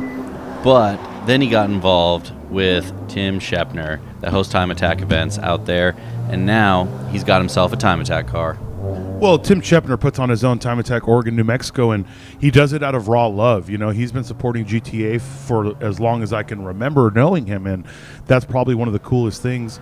I got to throw this out real quick. Will Drees, a 157-795. Oh. Yeah, out of that cute little Hyundai Elantra. And guys, cars are being pretty wild. You know, 10 years ago, you bring a Hyundai to a Time Attack event, and it's like, yeah, nice 220s, dude. Yeah, it's incredible. Every car is viable. Every platform is viable. It's so awesome to see. He just took out 8/10 out of that car from yesterday. He says there's a lot of time left on the table, but you know what it is? You know as well as I do, it's a stock car. So you make the smallest mistake in a stock car, it compounds, right? Yeah. You're on near stock, if not completely stock suspension. It's heavy. There's nothing in it, you know, where you can try to pick time back up. You have to have that perfect lap to set the perfect time in a stock car, which Will is capable of. No one is going to doubt that. He is. Yeah, it is very impressive to me that he's able to run a 157 in this Hyundai. Now, I will say he's on the Yokohama tires, and it is definitely a big byproduct of that. Those tires are amazing. That right there is a big byproduct of spinning. Oh! There you go. He tried too hard. Once you have both rear wheels off into that area, you kind of got to just stop. Yeah. He was sideways, both rear wheels were off, and it was shot him across the track, which luckily no one was near him, but that's where the situation lies right there. He went from bus stop to across to the outside, and what sucks with that is now we have Mr. Phillips coming in, and he's going to have to go slow through here. He can't see a thing. We can't see a thing from the tower, you know, so there's zero shot that he can see anything from the ground. So another El Paso native, you got Joel Renteria in his 717 Civic Type R. He's also in Enthusiast class. This is his second GT event. He also ran at Super Lap Battle 2023. This is a garage-built Type R. He also attends car shows and has a good time doing that, but it's a race-bred splitter that he's got gone on that thing, and he's just building it up so that he can get into the game. He had to put a cat on the car to follow in the cat rules because, you know, living in El Paso, Texas, he's not like our California people having to run a cat all the time. Listen, sir, he needs to protect the environment, okay? That's a street car. As all jokes aside, we tell people all the time, just put a cat on your street car. You don't gain any extra power, guys. That 2 horsepower you gained up top for the 5 foot-pounds you lost down low, is it really worth it? Well, a big thing, too, is they make great high-flow cats nowadays that allow you to keep that power. To make identical power. It's just, I guess I've just become old, man. I just, it's the only way I put it. I get a car now, and I want to mod it, etc., but I still don't want to sit at a red light and get high. You know, not off fumes anyways. Come on, man. No, but it's awesome to see these guys out here. These rules do, you know, make sure you have to follow X, Y, and Z. That looks like a broken splitter. You see it? Look on the screen. Oh, yeah. Oh, it's actually directly in front of us. So he's okay. That's a way better view from here. Okay, but yeah, that splitter is absolutely broken on the passenger side. But it's a lip kit. Is it going to make the biggest difference for him? Absolutely not. But it just shows how hard these drivers are pushing. Break a piece off, keep sending it. Yeah, and we'll talk a little bit about Steven Ellis since he just came in with that broken splitter. So he's got a 2020 Toyota 86. Apparently, it's a high cone edition. No idea what that means. But he is an enthusiast class. He started in building this car 2 years ago to compete in SoCal's 86 Cup TRD Series, GR Movement, Grid Life, and Global Time Attack. So he's talking about competing in a lot of things. He definitely went through the rigors, though. He did the fun game of, hey, I'm going to go to Global Time Attack, and I want to put on the best show possible. So let's go ahead. Let's throw down some Shaftworks new one-way adjustable coilovers. He put an OS Geiken Superlock LSD in the thing, and he went ahead and put on aero. So he put on a rear wing, he put on a front splitter, and he said, I'm going to go to town. To give you an idea of his previous best lap times, he did a 2:02 at Chuckwalla earlier this year, and that kind of gives you an idea of what he's lapping comparison to what he's lapping today. Well, and Chuckwalla, now that's an amazing course. Sadly, it's never available at times of year that are relevant. Global Time Attack ran there 1 year, and we had to shut it down at 2 p.m. because the track was melting. Yeah, it was like 116 degrees. The best part about that event is we met Life that time. That's the first time Cole brought out the Frank the Tank, I think it was. Isn't that also the first time that Sally was out there? That is actually the first time that Sally was there, correct. That was the beginning of a lot of beautiful relationships. And Cole came out when it was still Raceco. Remember, that was pre-life. Good old Raceco. That's when they had Frank the Tank. Sydney was the second chassis. Yep. Frank the Tank was the first one. Frank the Tank's the one with the diesel in it now. It was originally a wheel-to-wheel car, which made it even heavier. No one wheels-to-wheel Skylines, dude. It's a crock of shit. They said they were building it for that, but it never did it. But Cole came with that. Everyone went fast. I met Andrew Neer that weekend. He had heat stroke, almost died in my trailer. So the best part about that event was we got a lot of new competitors, and then they stuck with us. But it'd be great to run a back-to-back again at Chuckwalla like we did. Remember, because each day was a different orientation. Yeah, absolutely. Each day was a different orientation, 2 different events. Yeah, I thought that was a really cool event. Now, granted, the temperature was just insane through the charts, so it was really difficult for competitors to really get a good lap time. I was actually shocked to see the competitors even throw out a lap time in those temperatures, but they were able to get that accomplished and set some records. I mean, obviously, it was the first time going there, so the only other time attack that had been there before was a previous organization, so we had some something to go off of there.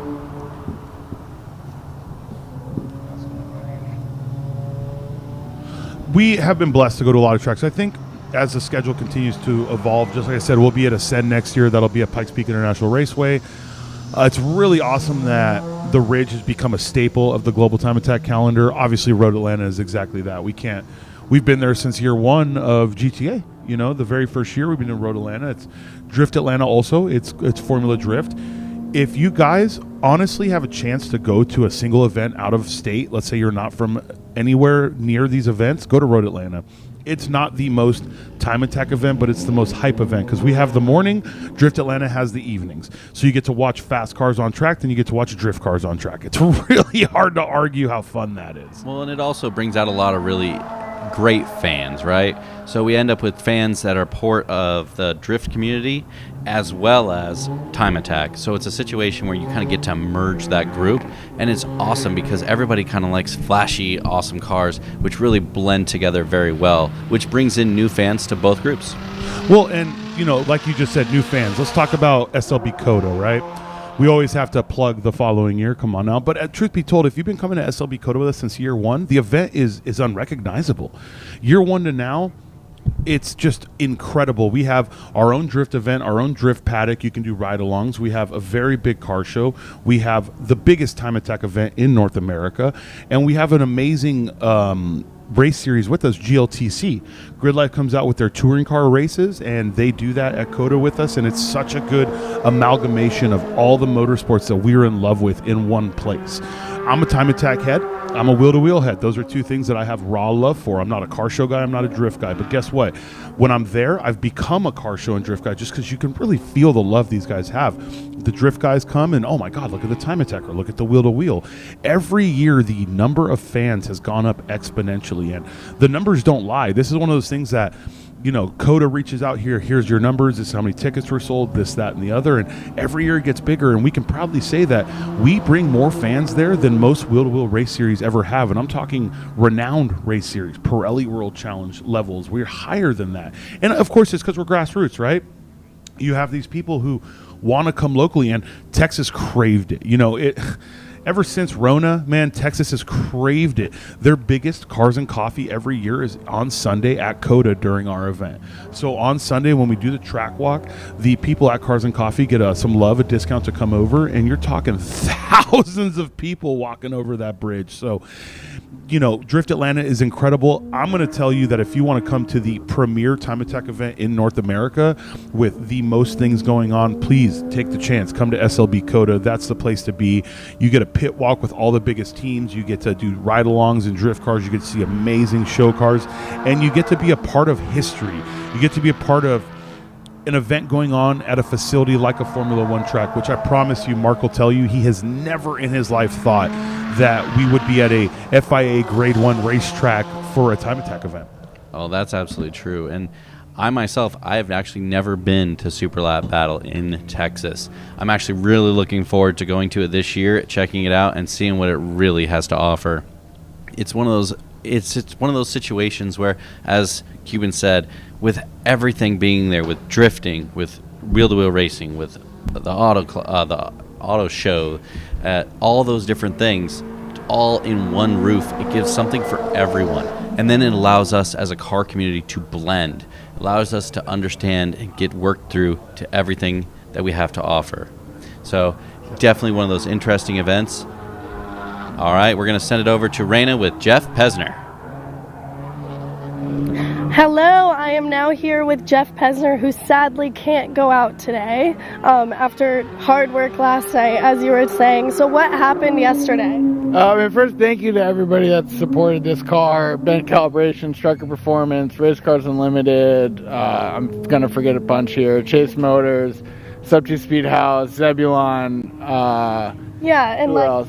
all your buddies. And all my buddies, the M2 Track Sluts community, everybody's been so great. What happened? Basically, the manifold melted, our wastegate actuator, a whole bunch of electrical stuff, the vacuum lines, some other stuff I haven't even fully diagnosed yet. So I drove all the way to Orange County last night for parts. Showed back up at 7 p.m. last night to find out it was a little more broken than we thought. So it's a sad day indeed. It's a sad day. I mean, we brought a car that I thought would compete for the win today, and we never got a chance to push it fully on track. Yesterday we ran out on scrubs the first session to kind of feel it out. We had to replace a high pressure fuel pump at 6:30 in the morning just to even get out yesterday. So what are your plans? Do you think you'll be able to get it back up for next year? Do you feel confident in the car for later on, or like what's your timeline? The car is awesome, and we just got to get the power done and the car fixed and working again. So the plan, we're gonna throw everything at the whiteboard. We're gonna see who's willing to support and come up with a plan next week.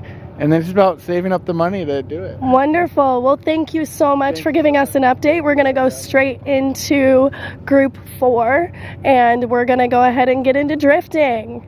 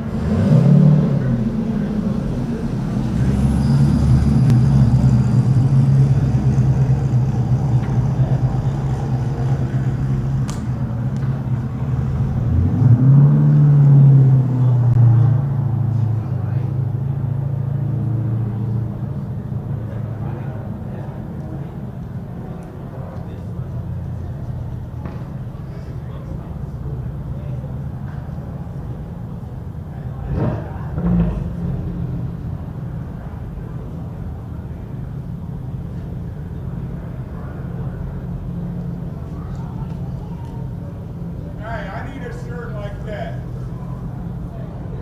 Kid, need money for a horse. I don't think I can afford the insurance on one. Not even close.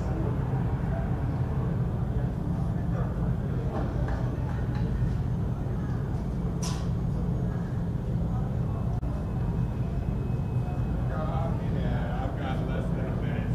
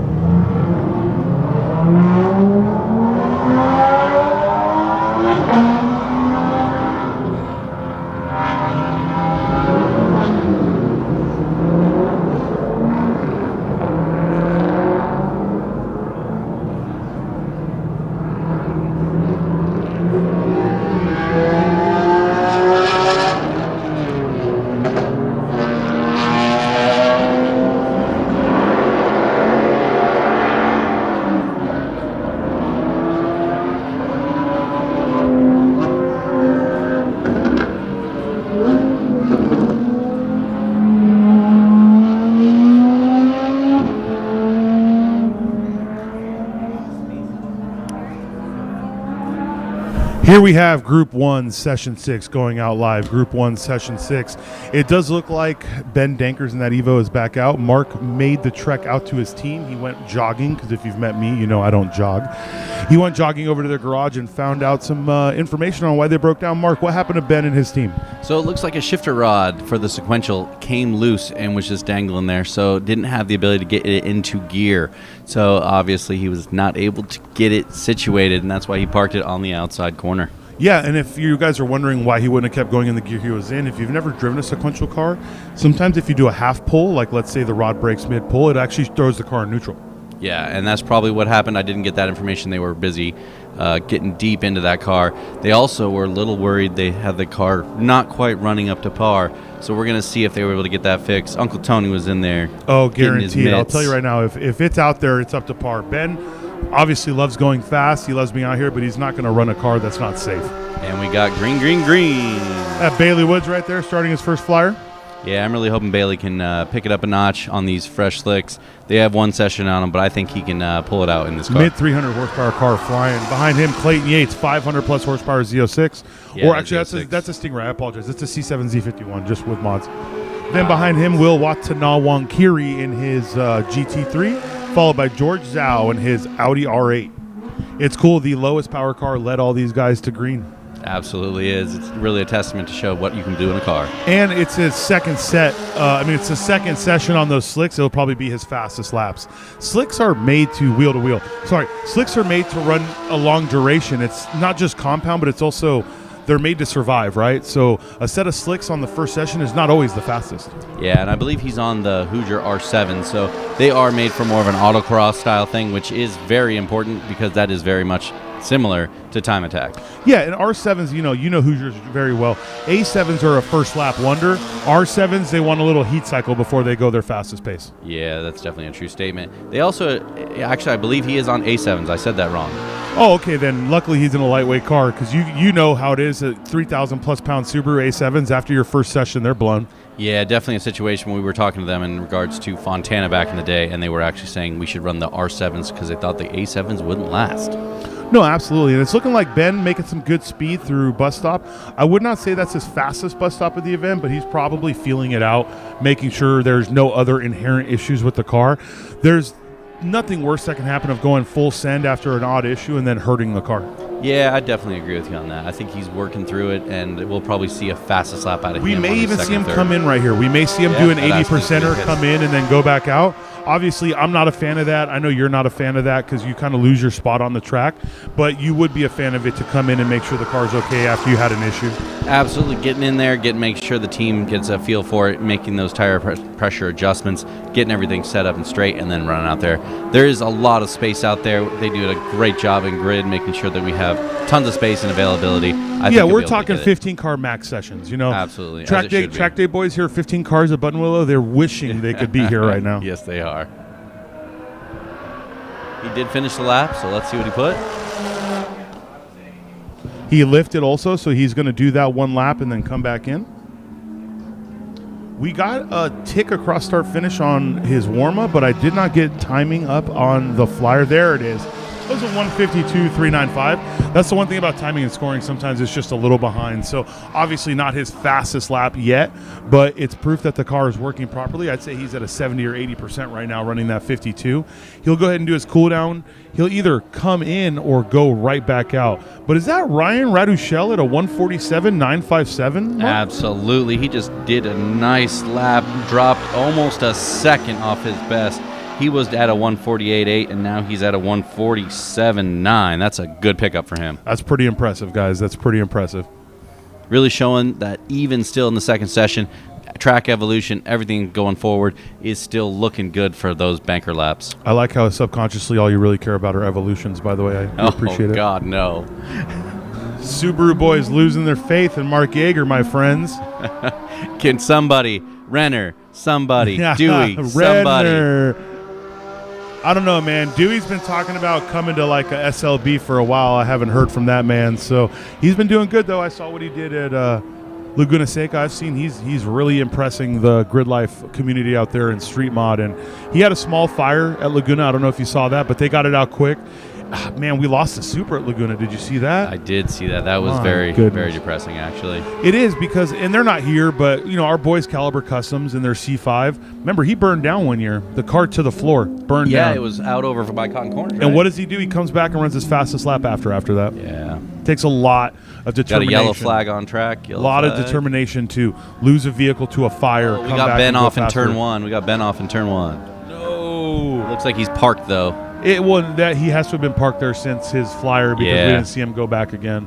Man, whatever's going on with that car, it is sad to see. This is day 2. This is the Getty Up day, So for him not to be able to come back in, get checked out and then send another flyer, that's heartbreaking. Absolutely is. I definitely think he has more in that car. He just needs to get the laps in and get a car running right so he can get out there and prove it.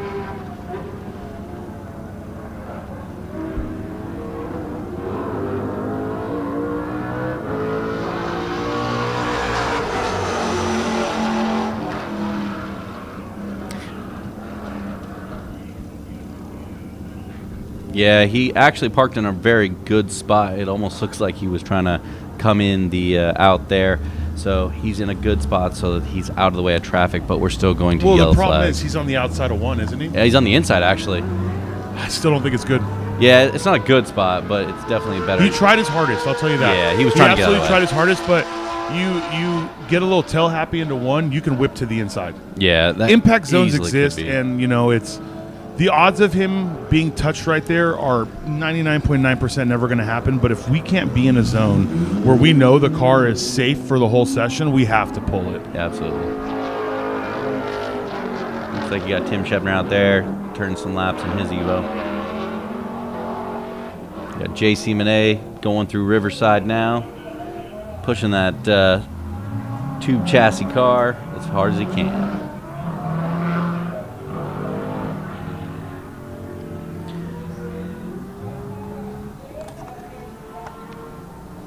It sucks because this actually hurts Tim and everyone else, right? Yeah, absolutely does. Yellow into turn one, you have to slow down in one of the highest speed corners of the track. You're not gaining a lap time after that. Yeah, it turns into a session where you just really put it into a situation where you're just trying to learn your car in different corners.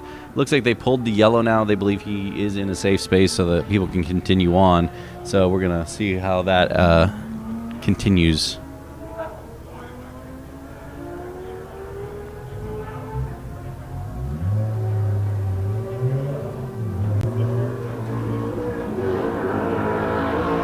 Looks like Gerald and Will were unable to advance their lap time. They're at a 145. They were only able to put down a 150.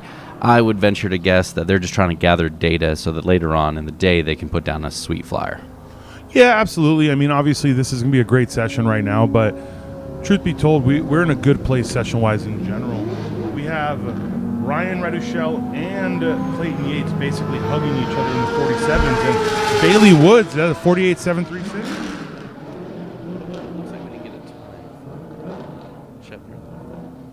No, he didn't finish. He came into the hot pits. Oh, okay.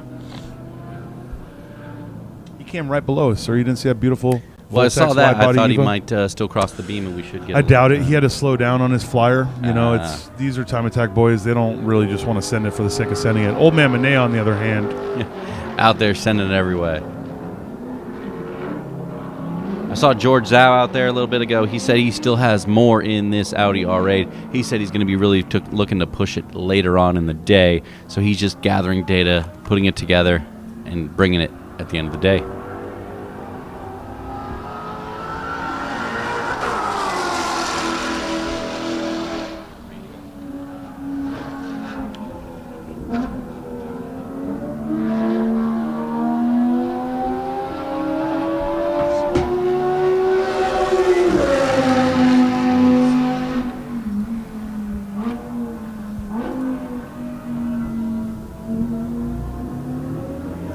So Clayton Yates is topping the charts right now with a 147, and he's really pushing that car. I think he still has more left in it, but with that, I just want to give you a little bit of information about Mr. Yates. So essentially, he came from Camaros and other V8 cars. He ended up in this Z06. I think the Z06 obviously has been proven by many people now to be a very capable platform in the time attack realm. It's a C7 Z51, Mark. It's not a Z06. He said it's a Z06. Let's keep sending it. I just want to play with it. Oh, man. So he's sponsored by Apex Wheels and G-Lock Brakes, and I think that car, I don't think that car has any problem braking. No, I mean, it's, truth be told, and I'm still a firm believer it's not a Z06. I've been watching him for a while, but I'll let you go with that until you prove me wrong. The good thing is, even with the Z51 package, the brakes that come on the Corvette are incredible. The Z06 brake's a little bit bigger, and you can obviously get a carbon option in Z06. He does not have that, but you get a good set of pads and a good set of lines. That is a machine. Yeah. The Corvette is a machine. There are so many cars out there that need minimal mods to go fast, right? And this is not anything negative, obviously. It's not that it's a cheated car, because it's not. You really have to drive these cars. But you get some good seat time, some good components on there. He is not making crazy power, you know what I mean? Yeah, what's the power number? And that's how I know it's not a Z06. You know better than I. Well, the mods that he has on a Z06 would net you in the mid sixes, but hey, again, I could be wrong. Don't judge me here. Well, he went to school to be an engineer. We'll see it coming down the front straight. I may be completely incorrect. I swear he was on a naturally aspirated car, but we'll find out right now. That is absolutely don't know. It's going too fast. The C7s are harder to tell on the fender. You need a good view. This is from someone that worked and sold parts for vets for a very long time, so I'm kind of embarrassed. And we still can't tell the difference. I'm kind of embarrassed at the moment, but Clayton Yates also, as I was talking about yesterday, has a huge fan base. He's got family support, friend support. They're always in the streams. They're always talking him up. I think he's a great driver and a great guy. And obviously he's a competitor. You know, he really has the passion for it. He's the kind of guy that will scream in your face if you're getting in his way about something during the event. And that may sound rude, but it's not, you know. Mark's the same way. when people are trying to get something done and you're slowing them down, they want you gone. During the competition, they're here to do one job. And then talk to him right afterwards. He's going to be the nicest guy in the world. Absolutely. And he went to school to be an engineer. So for him, he really loves the aero game. He's been working with the guys at Professional Awesome. He utilized their tunnels, created his own splitter for this car, which is obviously, like me and Cuban were talking about yesterday, the Professionally Awesome guys on the forum, on Facebook. They're there. They're helping people out. You know, they are plugging their products and trying to sell those as well, but they are not saying they're the end-all, be-all of aerodynamic parts, which is a great group of guys to get a hold of, work with, and get your car going faster with. Yeah, no, absolutely.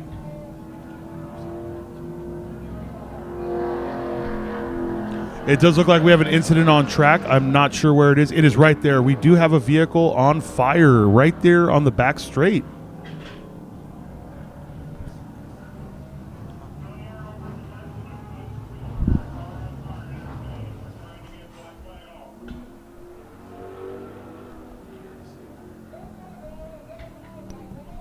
He is out of the car. Is that the Miata? That is absolutely the Miata. So this is he's going slow. Hold on, he's going slow. This, not to take away from the fire car. Red flag.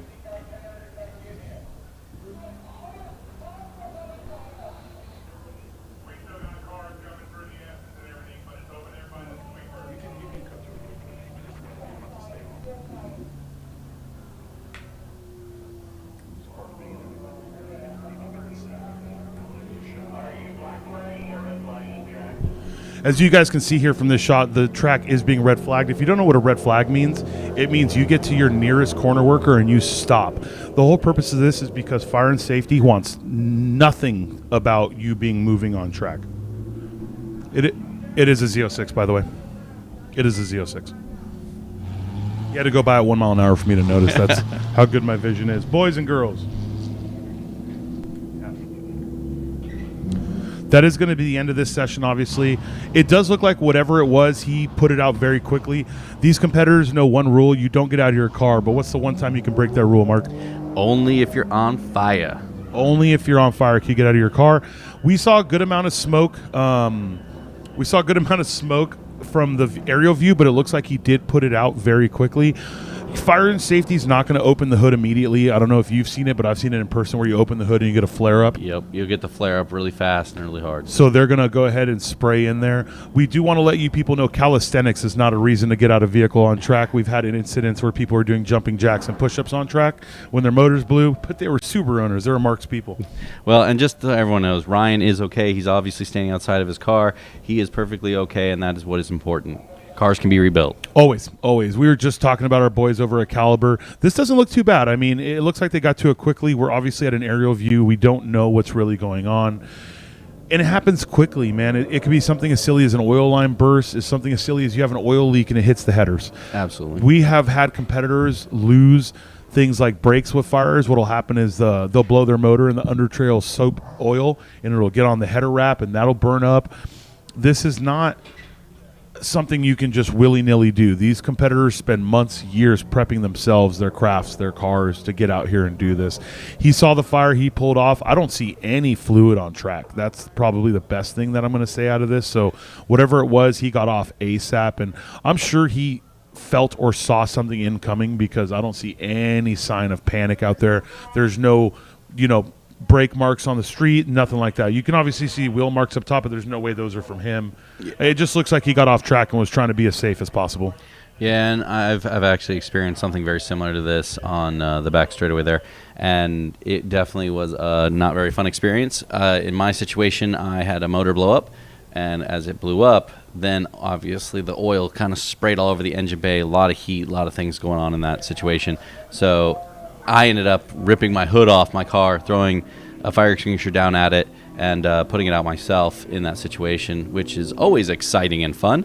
Obviously, a lot of us, we just feel bad. Inherently, we feel bad for stopping the entire session and ruining the session for other people. So I know he's probably feeling bad for other people, but probably a little bit bad for himself at this juncture in time. No, absolutely. And, this does look like a little bit of oil on the splitter, but it could also be just dirty water and dirty fire extinguisher. I mean, it could just be the fact that it's a 1990s Miata, the Krusty Krab.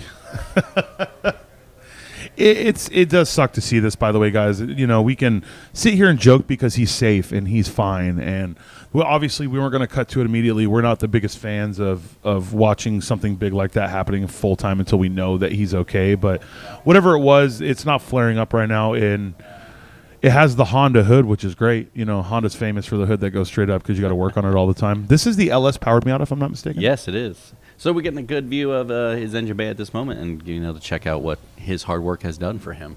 Looks like an MSD manifold on that, just so you know. Yeah, it looks. No, it's great to see him out there, and you could see that it had serious heat. The gold tape underneath has been burned black. Yeah, it looks like it's all under control. Looks like they're going to start hooking up the cables so they can get it all out of there.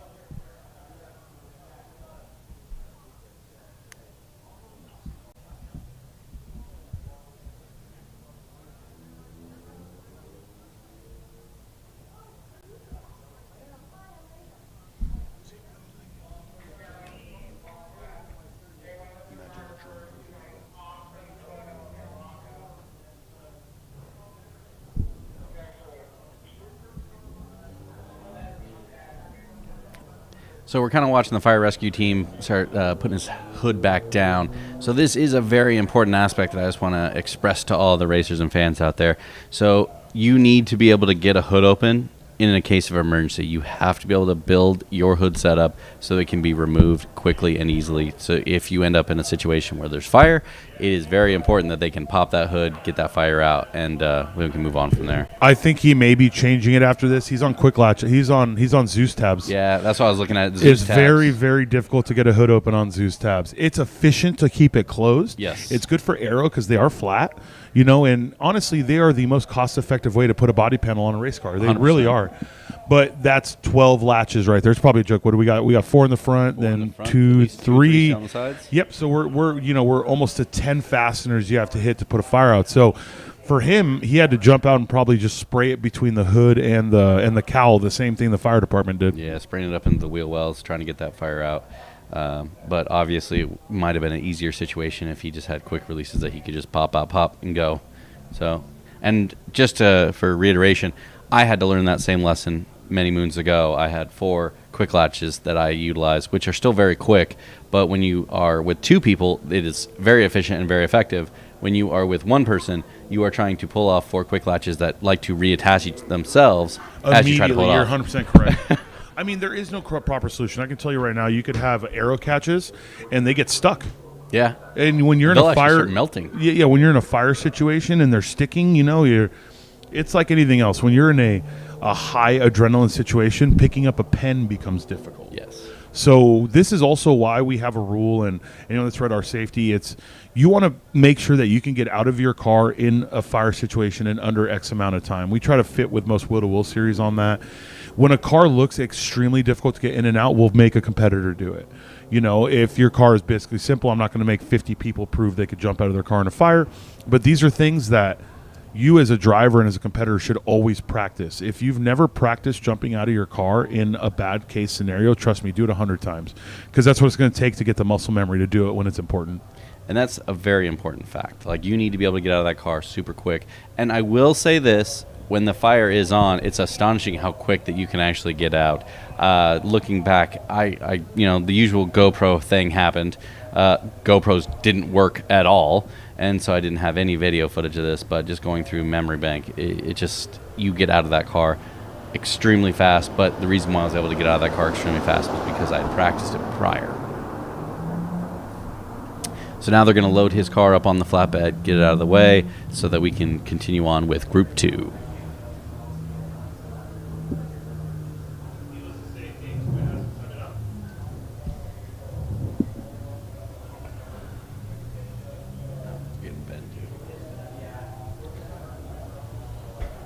This did work out for both sides. By the way, they did checker this, but it looks like they're probably going to grab Ben Dankers over from turn 1 also. This is going to be Group 2, Session 6 lining up. That's Group 2, Session 6.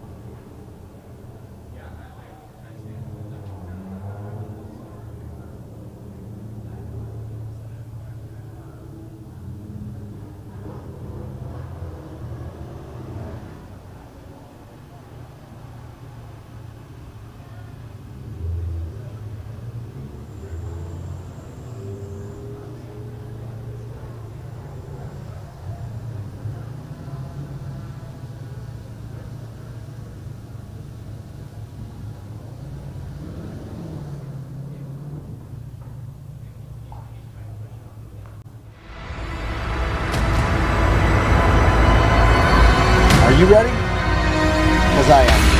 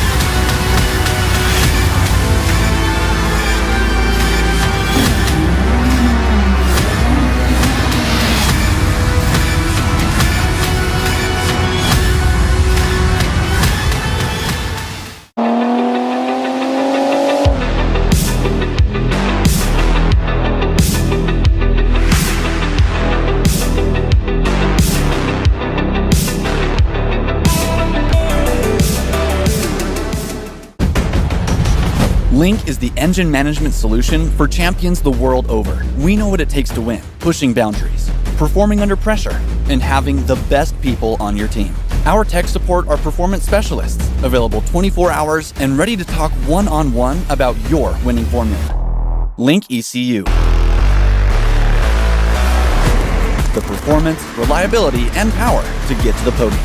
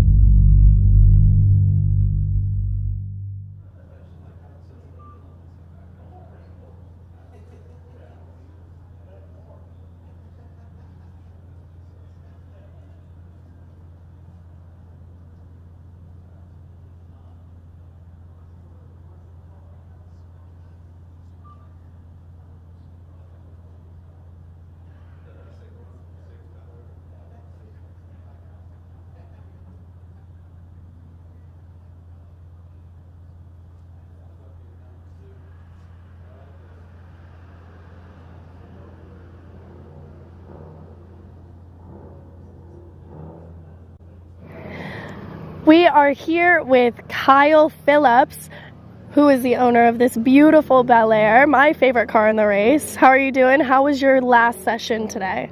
Doing pretty good. Last session was good. Finally got down another second from the rest of the weekend, so that was a plus. And we'll see if we can get it better this afternoon. Keep it going. I mean, what kind of improvements did you make last night? Because I know we talked earlier and you said yesterday the car wasn't nearly as fast as it could be, and you made some improvements last night. What did you change? Yeah, I was making some adjustments to try to stiffen the car up. The track is pretty rough, and I thought that's what the car needed to maybe lay down some faster times, but it wasn't the right recipe. So we took all those adjustments back out and restarted and went back the other direction to soften the car up to try to absorb some of that roughness and get some traction back. Got you. Well, since this is a fan favorite, can you go ahead and pop the hood for us? Of course. Yes. I will note that this is the same car he did take to prom back in high school, so I think that's a really cool fact. So tell us a little bit about what you got in here. It's an LS 6-liter, pretty mild build. Got a cam, lifters, full exhaust, cold air intake. Pretty mild but reliable. Runs hard, runs good. Love to hear it. Well, we are looking forward to seeing you race the best of the best today. So I'm rooting for you. Don't tell anybody else, but I'll keep it our secret. But yeah, the best is definitely here. So that's what we like to hear. Well, thank you so much for coming over, and we look forward to seeing you do well. Thank you.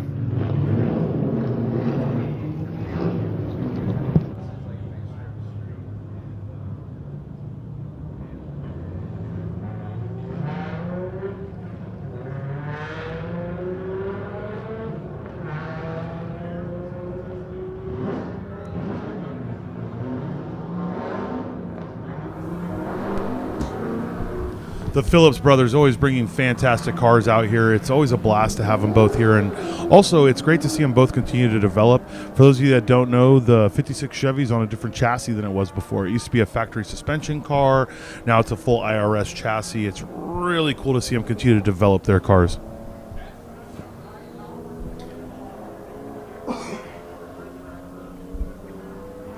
All right, we got Group 2 going out. Derell is leading the way, and looks like we got Boss Boss Racing, Mike Raines, following him right up. Boss Boss Racing has some time to grab as Derell has lowered that bar to a 150. So let's see if they can play catch up.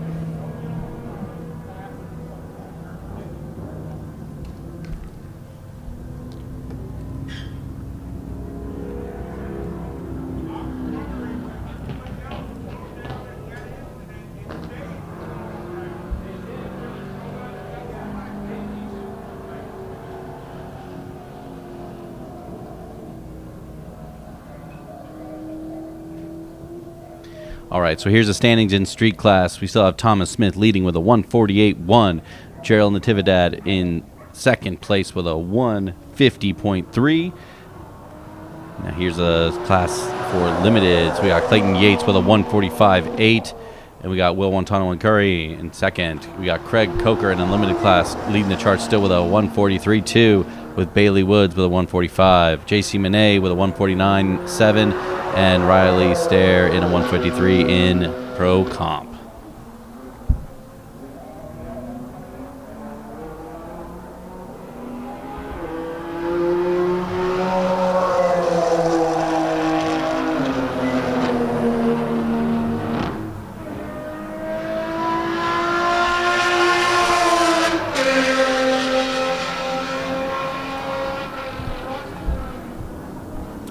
The truck, the brother to the other brother right there. That was a terrible, I had a mini stroke. Mr. Phillips right here, and probably off on turn one. Yeah, we have it Yellow. off on one. I thought you said I was a little off. I said you're correct. There's no doubt.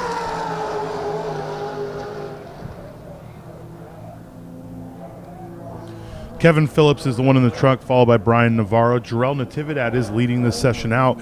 He's already set his fastest lap of a 50, trying to see if he can go a little bit faster here. I mean, for Derell to get into the 49s, I know that would be the fastest he's ever been around Buttonwillow in any car, but I think it would just be a feat for him to be able to say he came here and improved that much. Yeah, I think that would be an incredible feat if he got into the 149s. I would be very, very impressed, and I know he would be very excited. I know that's still not the win in street class, but that puts him very close to Thomas Smith, who has a plethora of experience just like Derell. Well, the thing is, it's not just about winning and losing. Ricky Bobby can tell you it is, and he's usually right. But truth of the matter is, when you got competitors here at different levels with different levels of builds and their own skill base, you come out here with a goal. And, yeah, for the highest class cars, that's going to be to set the fastest time. For the mid-class cars or people with fresh builds like Ben Dankers, it's going to be to set a very impressive time for a fresh build. Obviously, if you have a lot of history here, if you've been coming here for years and you continuously improve, you want to win the event. Everyone wants to win the event, but leaving with a 3-second improvement over your previous year, that's huge. We're getting them across the line now. Derell went a 153. Mike ran a 154. We got Lawrence and Mann with a 152. Everyone's going a little bit slower in this session. I think the temperatures are getting up to that page where it's just not going to be quite as fast.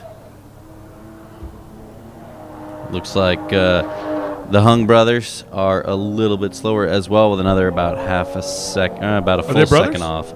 I'm going to go with it. I'm going to go. I haven't talked to them, but they could be cousins. They could be kissing cousins. Yeah. All right, so that's the last time you're going to hear from Mark in this tower, and he gets canceled now. It looks like the Wong brothers are still at a 52.021 leading this session. Lawrence Liu and Man Chan at a 52.9, Derell at a 53.1. Now, we know Jarrell's done a 50. Maybe he has to work his way up to it. Maybe he's just taken all out of the tires that he can, but we do know that he can go faster. The A90 platform is incredible. These people out here, these drivers, are really showing how good of a platform it can be. Yeah, it does seem that everybody's going a little bit slower in that first hot lap, though, so we're going to see how it's going to go for the next couple of laps. Maybe they just need to get the tires back up to temp and get in the realm, but does seem that everybody's going a little bit slower in this session.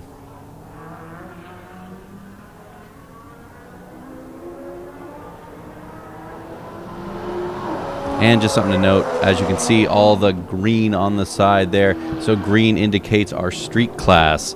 So all four of those competitors are all in street class, all fighting for position. 151.230 Derell. What's funny is him and Mike Reyes both ran their best lap of this session on their second lap, but Derell is 0.2 above Reyes. Now, Derell's done a 50, so obviously both of them probably still have time on the table, but they're working their way up to it. Yeah, very interesting being able to get that second hot lap and that being the better of the two.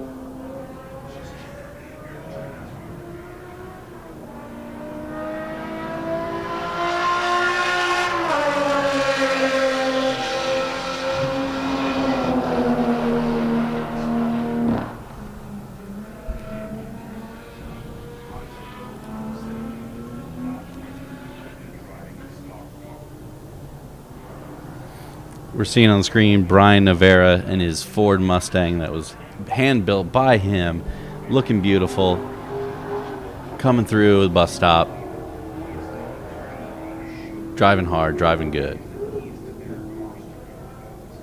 You can see even when you're on track, it does kick up some dust. It's just the way that the cookie crumbles here at Buttonwillow.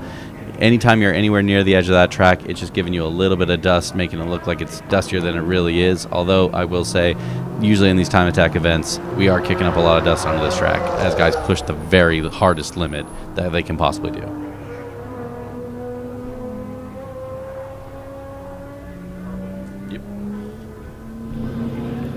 I'm here with Will, also the man known as the Shoe around here. People literally drop their keys in his hand, trusting him with their car to go the fastest. How does it feel going from a limited record to now driving a stock car? Oh, it's different. They just like different things. Stock cars like to be a little more rowdy, so you kind of have to drive them a little harder. But the limited car that we set the record here a few years ago, it kind of likes the same thing, so it's pretty similar. But this thing with stock suspension, you just eat all the curbs. It doesn't really care. And how many laps do you have to go around to get it up to speed? Just based on the tires, so we're on the AO52. You really don't even want to do swerves or anything on the outlap. It's pretty much just heat the brakes and go. So the first corner is always a little sketchy because you're just trusting that it's going to be there, but it's usually there. If not, you just do another lap around and go from there. Gotcha. And over the years, I mean, like I said, you're the man with the car keys to get it up there. So over the years, how many laps do you think you've done, or do you know the actual number? We were trying to figure that out the other day. I was here opening day, actually, at this track. Wow. I think we settled on, we just averaged it low end, and I think it was like around 1,000 or more. It's probably more. So we'll see. I don't know. I would like to go back and just look at data and see how many days I have and then average that backwards. But yeah, it's a lot. Well, it really shows because you have the fastest bus stop time in a stock car, which is just crazy. And we were talking earlier, I have an Elantra as well, so I just want everybody to know, like, I'm just as cool. I can't drive it as fast as you, obviously. But how are you feeling about today? You know, your first session today, how did you feel? I felt good. The car yesterday was... it was interesting. It took a little bit of figuring out shift points, brake zones, all that stuff. We changed some tune stuff to get a little happier. I looked at a lot of data. This morning I knew what was in it, so it was just a matter of getting it done. So we went out there and took a deep breath and just kind of sent it in all the spots. I know there's more time in it, in a couple places, but well, it's pretty rowdy. We appreciate it. You've supported this event and just racing for years, so we appreciate you for coming out, and we hope to see you again soon. Be the best. I'll be at every one of them. Heck yeah. All right.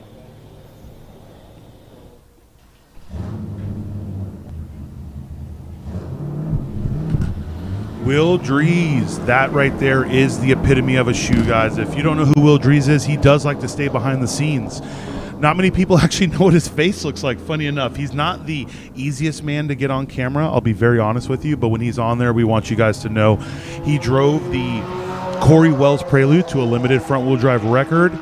He has been competing in all sorts of cars forever. He actually has owned a lot of cars that have beat records here, and people just don't know it because he is a collector of all JDM goodness.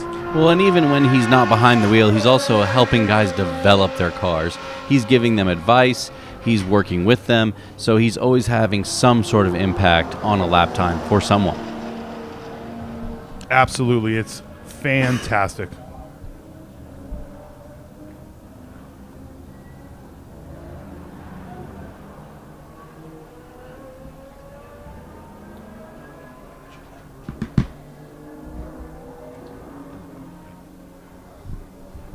This is Group 2, Session 6.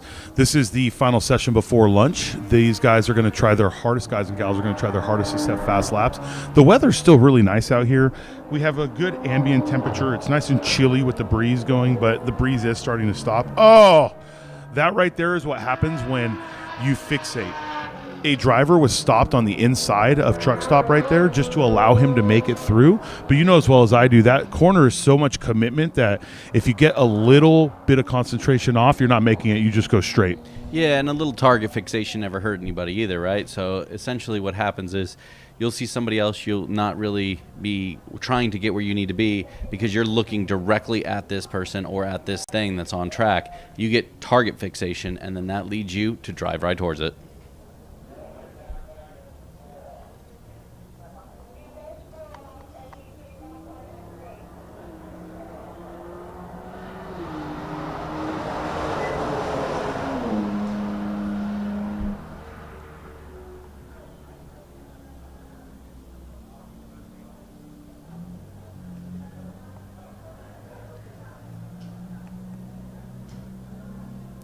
Mike Raines is definitely trying his best. He's very close to his best time here with a 151.0. He's got a 151.4, but not quite good enough to dethrone Derell there in his Toyota Supra. With his Toyota Supra.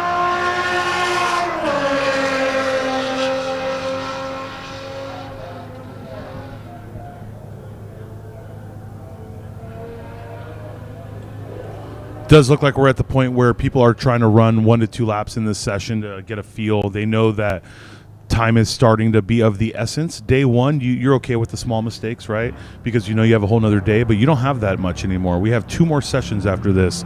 And realistically, there's a couple people that have really gotten their cars rolling. I think Raina is going to be downstairs with Dom Bautista in a minute, and he set a 53 today. I believe you spoke with him and said, and he told you that, you know, the car is finally working as intended. Yeah, absolutely. He was really struggling with it in the very beginning here, really struggling to get it down to where it really should be, and finally he was able to lay down a lap. We actually got to witness Will was able to see that Dom was on an amazing flyer behind him. He actually intelligently saw how much faster he was than him in the previous lap, even though he was gridded behind him, let Dom go right after cotton corners and let him complete that lap. So that's camaraderie at its best. Well, absolutely. And like you said, he spent a lot of laps on track with Dom. So Dom is a great driver. He holds the oldest record we have, I think, right? One of the oldest. It's not, I don't think it's the oldest, but it's a record we thought we would have seen drop by now. So as soon as Raina is ready with Dom, we'll throw it down there to her and hear how he feels about this event.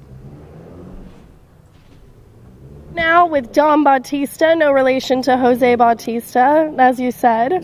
How are you feeling about your last session? Pretty good. It's actually the first lap we've actually finished this weekend, so it's good. Car's running well. We're out here. Feels good.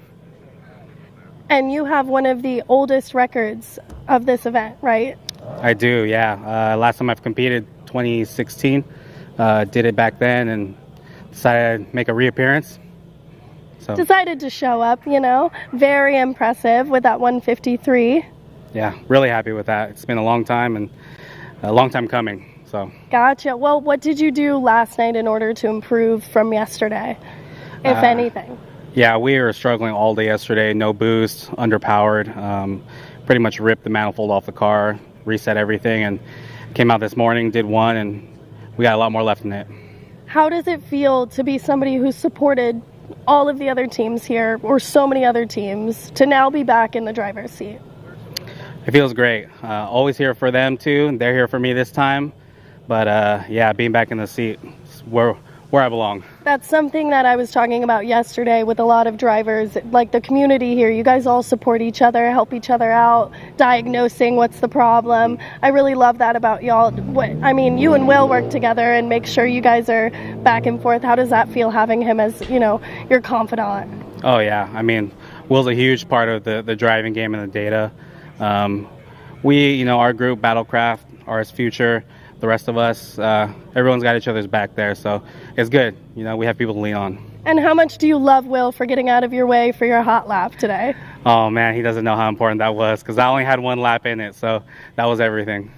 Well, he is a nice guy, at least. Well, thank you so much, Dom. We look forward to seeing you set some more records, and I hope to see you again soon. Appreciate that. Thanks.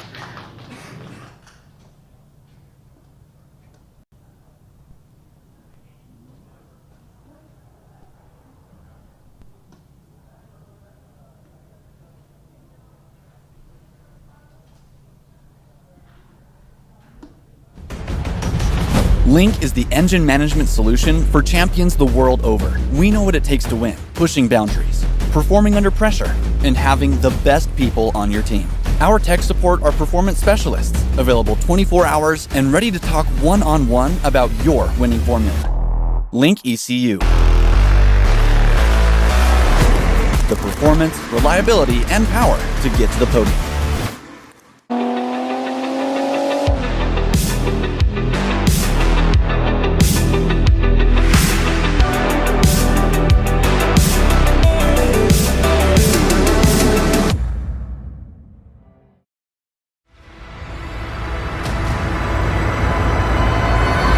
Are you ready? Because I am.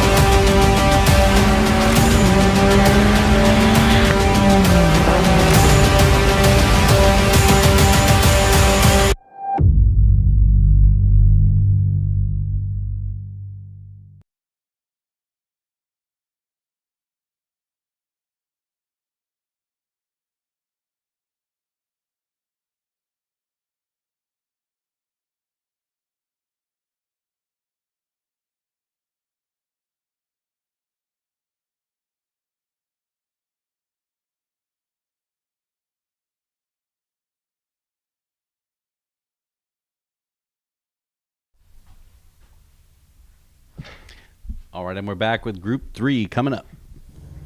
Looks like Tom Tang has fixed his car, and he's going to be back out there taking the lead.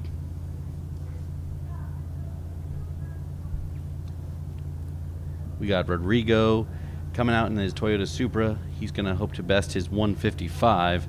Tom's in a 150, and I think Tom still has some more in it. I think he definitely can push that car to a greater limit.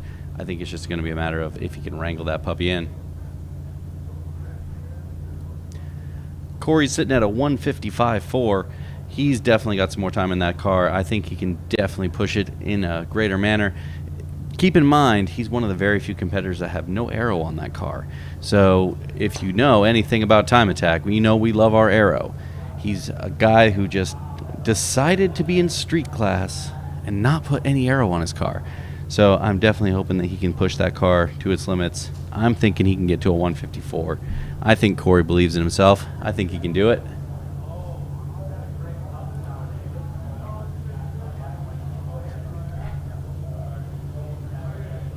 And we got Jonathan Wheeler coming out in his Enthusiast class Nismo 370Z. He's still on the hunt for that record. He's got a few tenths to shave to get there. This could be the session for him. The wind is calm. The weather is good. This could be an opportunity. It is getting a little warmer throughout the day, but I still think it's cool enough where he'd be able to accomplish it.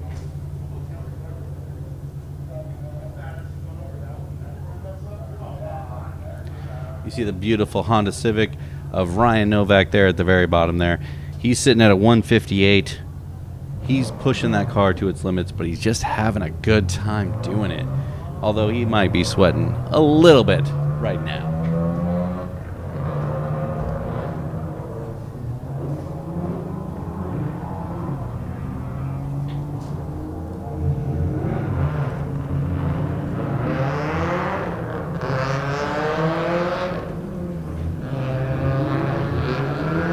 We got Jeffrey Ting going back out in his Civic Type R, 2018 Civic Type R. Another thing about Jeffrey, after his big off at the last session, he was able to get that car fixed up and going back out there. An interesting fact is he's got a helmet that has 2 handprints on the back. They're his sons. He put his handprints of his sons on the back of his helmet. How sweet.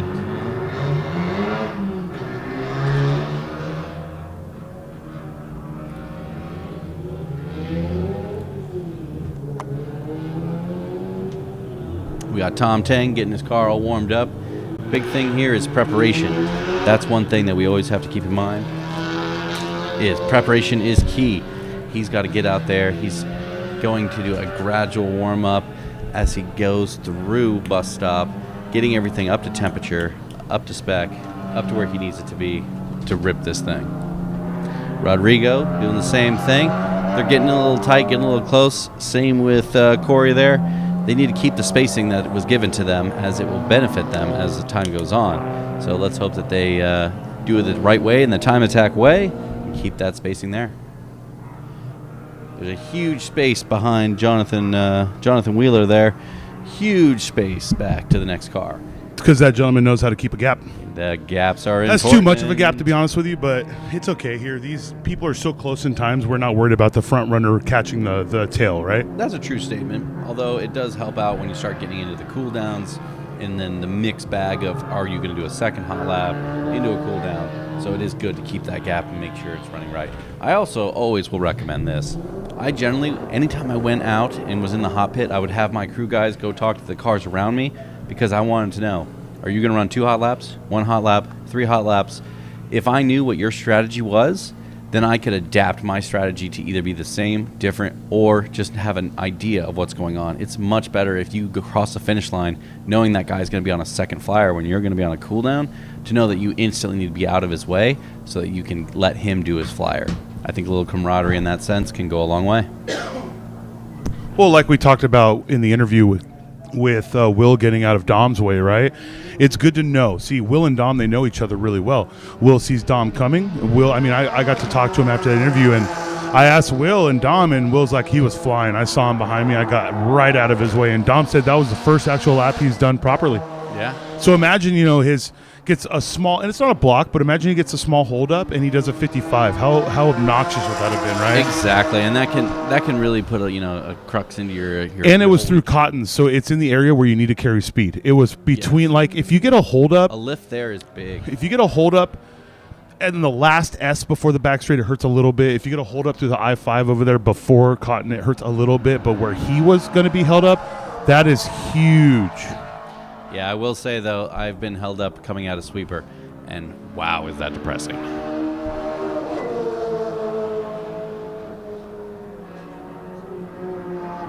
There goes Charlie in that sweet Charlie in the CRX. And we got Cory here with the WRX coming through. No aero car. Just pushing what he can. He's got a lot of dust ahead of him. Yeah, so he's gonna about get to have exciting. a big dust storm. The car in front of him went 2 off. As a side note, because we've been trying to keep up with everything, we did miss. If you want to look this up for the fans, my friend, I'm going to put Mark on blast here. But we do believe Jeffrey Ting reset the Enthusiast front-wheel drive record. I will have the time for you in 1 second if I could get my system to work. We did. It's a 154.431. Jeffrey Ting with a 154.431. Before, it belonged to Christopher Rosales of this event with a 55.179. So whatever Jeff was doing, he got it figured out. He absolutely is holding the Enthusiast front-wheel drive record. And that's awesome to see. We're breaking records from 2 different competitors at the same event. Absolutely. Oh, and that's the good thing. It's not one person constantly resetting their own record. That really shows that the competition is there. And for anybody, like I said, Enthusiast is the lowest Delta class, but it doesn't mean they're not here to compete. These guys are getting their foot wet, but you don't join a time attack competition to say, I just wanted to go. You want to feel like you're there to compete, and it's good to see these guys pushing the limits. And from the previous event, we had it back in 2021 with Reyes Racing. They set that record as a 155.5 back in 2021, so not that far ago that they set that record. 100%. I was talking to Dom downstairs. He said 2016 for his record. It was 2015. Yeah. Even he doesn't remember. He said, dang, it was so that long ago? It's been so long when you don't even remember when you set that record. Hey, man, the guy's great. And like we asked him, we had Raina ask him, but it's really important. What you don't know is Dom is a behind-the-scenes guy. He's been helping Position Advance. He's been helping Amir. He's been helping Art of Attack. Dom is the end-all, be-all go-to, it feels like. He does nothing very specific he does, but he just does it all. It does look like we have Jonathan Wheeler with a 155.212. What does that mean, Mark Yeager? 155.212 means he just broke the record. It means I owe Tony lunch all of next week is actually what it means. Yeah, so that long-standing record from Dom Bautista of a 155.518 falls to Jonathan Wheeler with a 155.212. We were just talking about how old that record was 7 seconds ago, Yep. and it is no longer a record in the books. Given, obviously, that it's all unofficial until the session is over and everything is checked, but as it stands right now, we do have a new Enthusiast rear-wheel drive record holder. And I do have to buy Tony Zerka lunch every day next week. Son, well, actually, if you remember, Shannon said no bet. So I was going to hold it to him if I have won, but since I've lost, it's a no bet scenario. Oh, Jonathan Wheeler, bane of my existence. Great job out there. It's good to see these records drop. And it's big for Jonathan because he'll never be allowed to compete here in Enthusiast again. That is a very, very true statement. And all he has left. Another fastest lap. 54.398. What is going on here? Jeffrey Ting, record. These records are just popping left and right. Enthusiast, very, very competitive this year at GTA Finals. Which, to me, what that means is if Enthusiast is getting more and more competitive, that means as these guys graduate and they go to street class, we're going to see a more elevated street class. That would be why we don't see certain competitors anymore because they never graduated. You got to do it, baby. That's a ding. That's a ding at a local friend of mine. He'll know who I'm talking to. Is it a ding at ding? No, God, no. I love Ding. He's great. And he's not local to me. He's in Chicago. He's in Chicago. I will say though, just like we saw Amir go up to the unlimited class from street class, I can't wait to see what happens when Jackie goes up and starts. Well, he does have that BMW which fits in our limited class. It is not a street class car for us. He knows that. We've discussed it. So if he does come to GTA events in that car, which he is putting a lot of development into, he will be racing in limited class. Now, like exciting. anything else, it's a full development car. It will take time for them to be extremely fast in it, but Jackie Ding has one of the best teammates I've ever met in my life.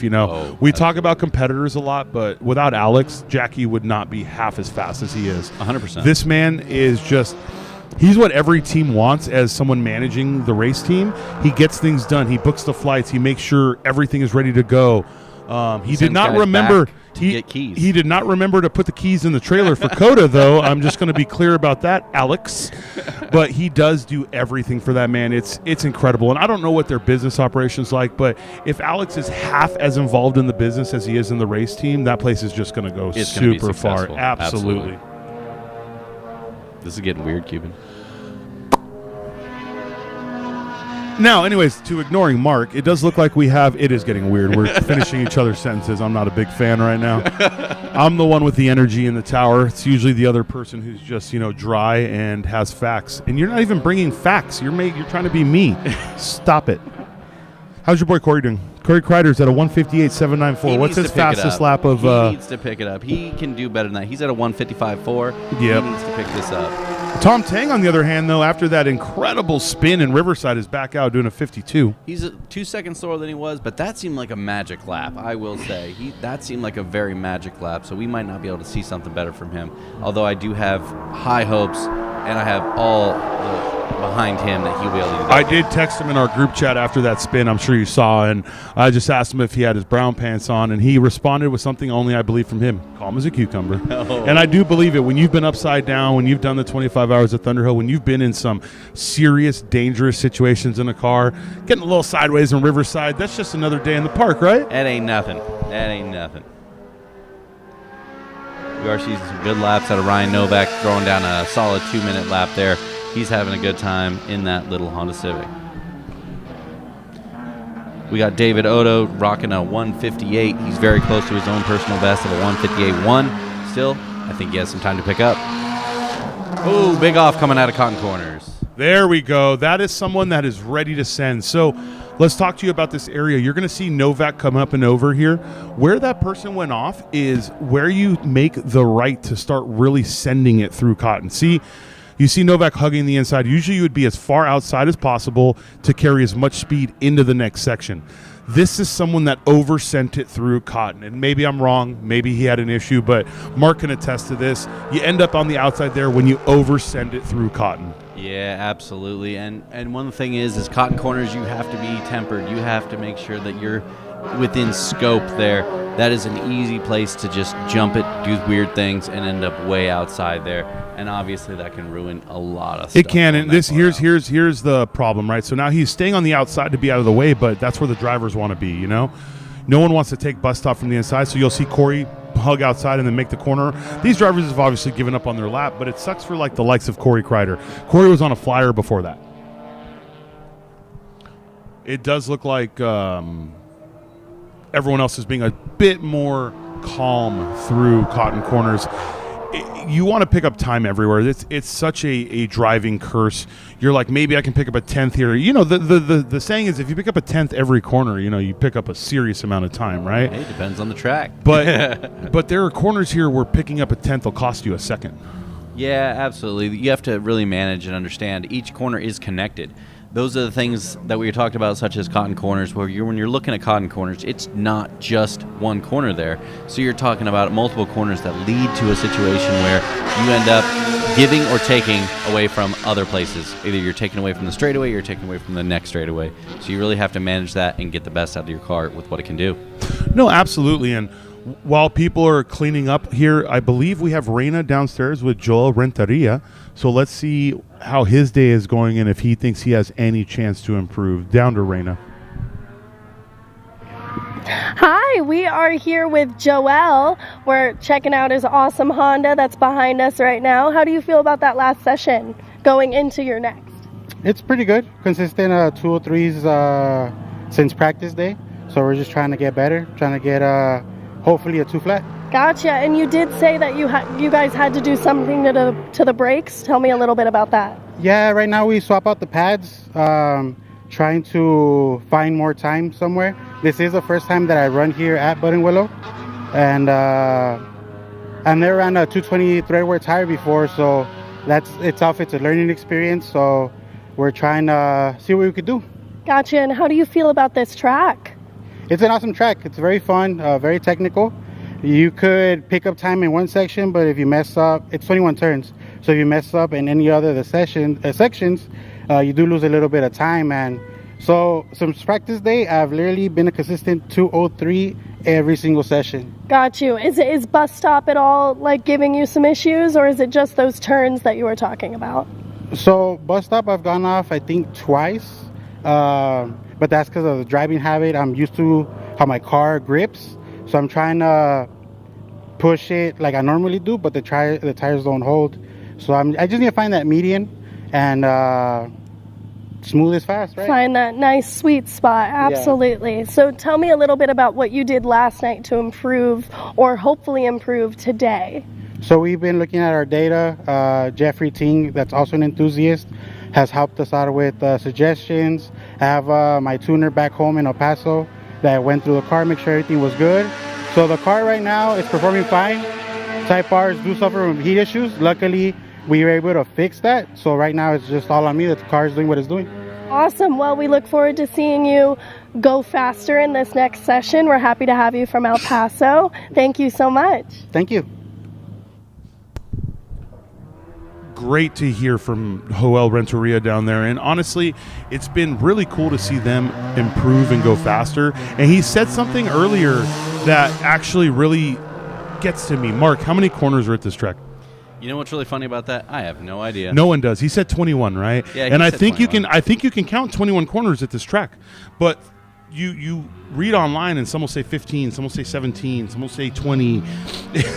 What people consider to be corners is incredible. But he is correct. This track has such little minutia you have to get right to go fast here. And as somebody who has never driven here before, he's put in a lot of good time. Yeah, another interesting factoid, as you go onto the Buttonwillow website and you start counting how many track layouts and configurations they have, you start literally wondering, how in the world can this track even exist at this manner? Because there is quite literally, I think there's over 30 different There are 30 layouts, and the reason being is they do a lot of testing and racing here. So our layout is purely the track day and time attack layout. You will get more registrations at Buttonwillow for CW13 than anything else, because this is the SoCal hot track. It's not just the hot track. It's the people ask, well, what's your, you tell them, oh, I did a 27 at Big Willow. They're like, yeah, how would you run a CW13? It's the brag track, right? It's absolutely the place where people want to go, yeah, well, I did a 51 at CW13. Yeah, something that always kind of interests me, I guess, is when I start looking at correlation data between lap times and different cars and different places.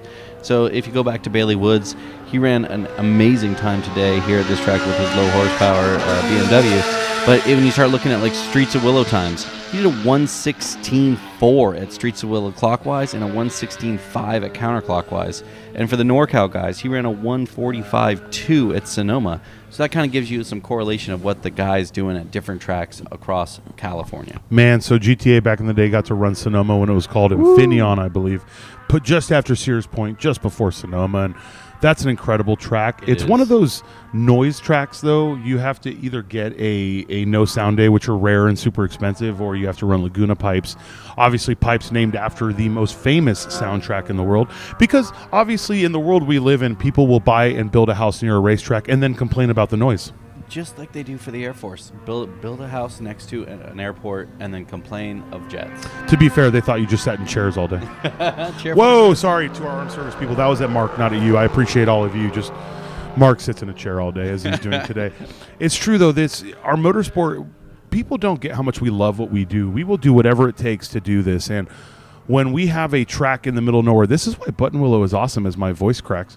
This is why Buttonwillow is awesome, because it truly is in the middle of nowhere. It sucks for fans. This is 100% a driver event.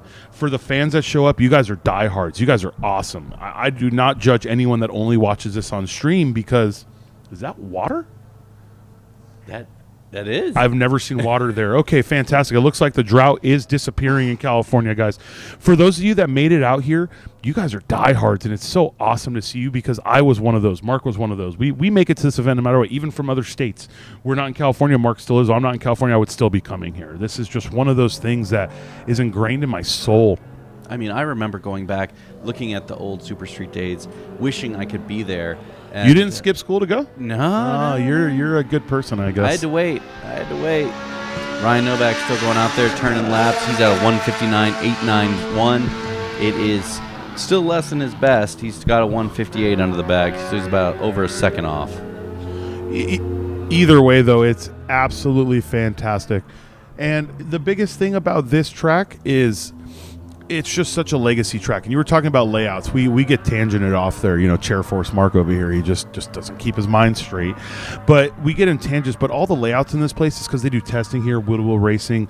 Buttonwillow Raceway Park is booked for the entire year. You run track days. I've run track days. When you try to book Buttonwillow, you have to do it. It's so far in advance, and people own their dates. So you can't call tomorrow and request this date because it belongs to Global Time Attack. Absolutely. And, they don't ask us to pay it then. They know we'll be back. And if the time comes and we don't, then the date's open. So this event used to be on Thursday. Remember, it was like a Thursday, Friday, and we had to wait for a Porsche club to stop for 1 year for them not to pay, and we jacked it. Boom. Saturday, Sunday, baby, and they're never getting it back. I promise you that. Something else to note, so Ting and Wheeler, they've been kind of going back and forth in a little battle in Enthusiast class as the overall winner. And right now, Ting's in the lead. Well, yeah, Wheeler beat Ting at COTA. And here's the thing, man. This is Jeff's home track.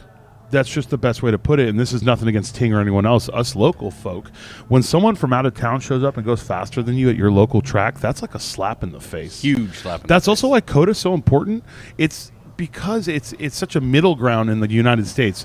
Wheeler lives on the East Coast. Jeff lives here in California, COTA is the middle ground, but COTA is not the equalizer like here. COTA is not the track where the 300 horsepower car is going to do the same lap as the 500 horsepower car. Exactly. I think, one of the big things is we're looking at, aspects of how a car can be better at one track than another. When you start talking about Wheeler's car, I believe Wheeler's car is in the 700 to 800 horsepower realm, right? I don't know what Ting's is at the moment. Probably 4 to 5. Probably 4 to 5, to be honest with you. I'd definitely venture to guess it's much, much lower. So it's going to really promote him to have an advantage at this track based on the fact that it's a local track. He knows it.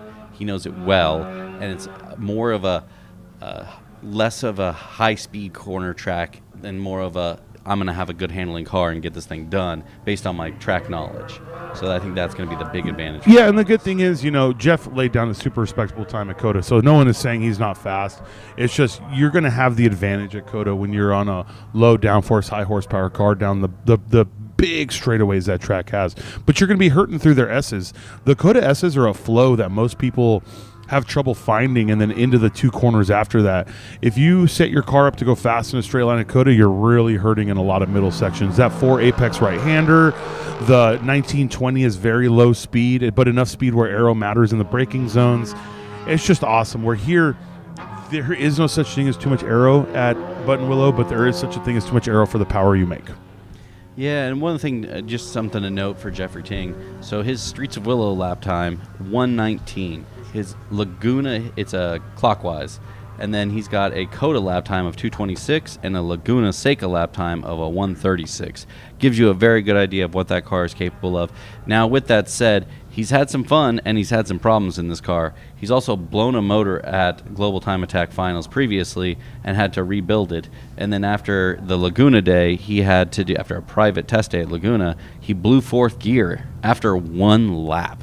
End up with a situation where he went to PPG gear set and got that set up for him so that he could have a stronger transmission going forward in that car, so he has less to worry about in terms of blowing it up. That's wild. And like I said, that's the competition. It's such a new car, but you push the limits. If you're blowing motors in competition, it's because you're pushing the limits of the vehicle, right? It's not going to be a tuner issue. It's not going to be a build issue. These cars show up. They're very well built. You know it. You've blown plenty of motor in competition, and we know who built your motors and who tuned your motors. I would never put that evil on them. They're fantastic at what they do. Yeah, and that's the thing. We're talking about time attack cars here. So we're not talking about wheel-to-wheel cars. We're not talking about a situation where you need to go out and run 50 laps. So we want enough essential ability to go out and run laps, but we don't need the consistency and factor of we don't want this car to last us 100 laps. So a lot of these time attack cars are such on the knife edge that they need the ability to go out, and they'll have the ability to turn the boost up, to turn the timing up, to do those things, to give that little bit. I think, if I recall yesterday enough, I was talking to the V8 Swap Miata guy yesterday, and he actually said one thing they were doing, turn the timing up. LSs are very, very in love with timing, and you know what sucks is someone who's dealt with them for a long time, they don't really give you indication that they're going to fail. You have to be a good tuner with an LS. And I'm not saying his isn't. What I'm saying is with a lot of 4 cylinders, we're used to 4 cylinders, they're knock dependent, right? Yes. You start seeing knock, things are going well. The knock sensors on a cammed LS have to be desensitized pretty well to not throw knock codes at idle, So we're talking about you can throw a lot of heat at a bearing before you know anything happens. We've took apart a motor not too long ago that tuned perfectly for somebody. All the numbers were great, but it had a rod knock. What is going on? The rod bearing and the rod got so hot the rod turned black. Wow. With no knock, no indication. And all that could be is something as simple as throwing a little too timing a little too early. That's the point. There's no indication the tuner's using his tools and doing what he's supposed to do, but it's so simple to just throw that 1 extra degree for that extra 10 to 20 horsepower and hurt the motor. Absolutely. And I mean, I've been in the situation where we know the engine's hurt, but we're going to push it anyways. And those are the things that these time attack guys do. They might know I'm going to have 1 lap in it. I've literally gone on track in a very dire situation and just gone, we're going to push it. We're going to do 1 lap. We know that it's going to push coolant. We knew that in 1 lap, it would push all the coolant we actually had out. Like the Craig Coker front lap, when he goes out and does his warm-up lap, we knew that we could not go into boost at all in our warm-up lap. Otherwise, we would lose too much coolant and we would not be able to finish a lap. But we ended up in a situation where we had to do that, and we were able to get that accomplished and make that lap time happen. Those are the things that these guys do. That's what time attack affords us. Time attack affords us the opportunity to just watch guys push these cars to the limit and push themselves, their teams, everything on it as a whole, and get the fastest lap time possible. And speaking of fastest lap time possible, this is Group 4, Session 6 going out. This is their last session before lunch. Last run group, last session. Group 4, Session 6, it does look like we have maybe 5 or 6 cars going out, maybe 4, maybe 7. I was never known to count, but I do see quite a few going out. And the good thing with these guys is they're going out. That means they have the track to themselves. They can do a warm-up flyer, and they can do a cool-down as they please with no concern of traffic coming before or after them.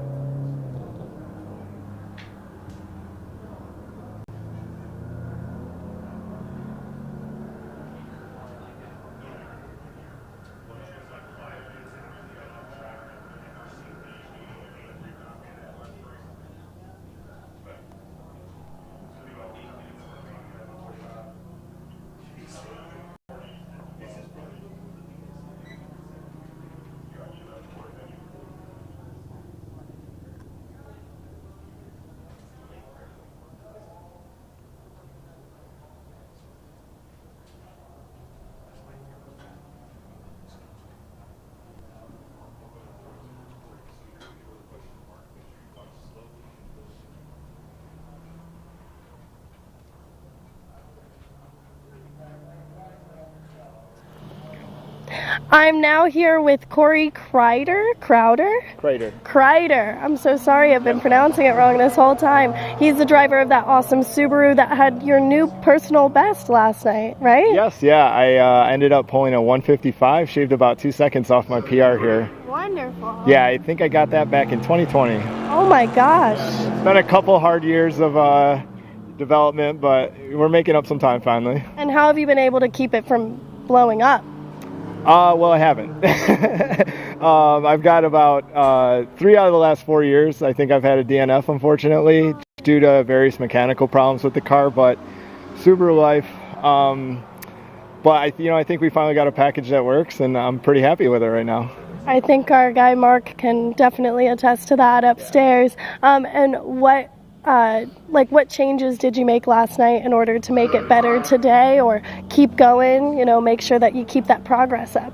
Yeah, so we've been on kind of the same setup all weekend. I'd like to give a shout out to my tuner, Mike McGinnis from Innovative Tuning, for putting a killer tune on the car. So we haven't really changed that in the last 3 years. And really the only major change for this weekend was a new turbo kit that I built for the car.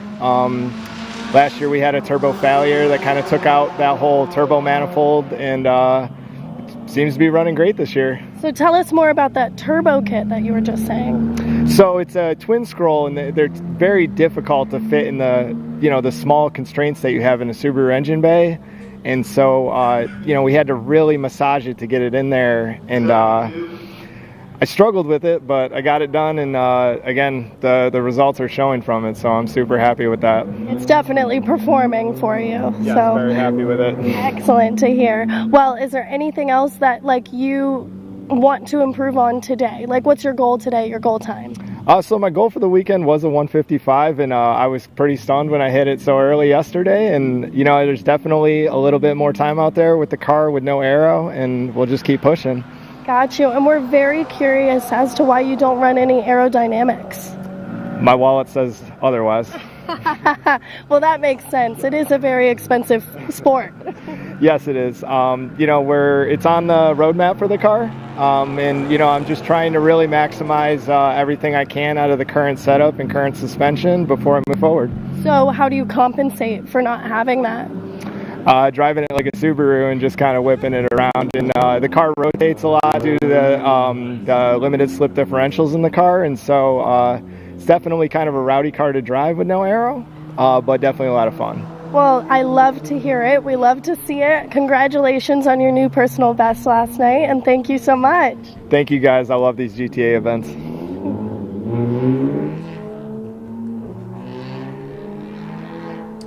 And we love you too, buddy. It's actually great to hear from them. We always are curious about why some drivers choose not to go aero, and you know what? Even building it yourself can be expensive.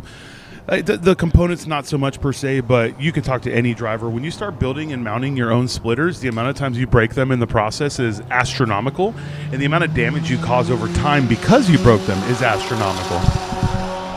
Yeah, I will say I've gone through my fair share. From designing to implementing to going out on track, all those things, you can damage them in a heartbeat. All it takes is one two-wheel off can actually put a plethora of damage into that car, into those splitters, into those diffusers. And once you start doing things out of carbon, it just gets even sadder every time you have an off.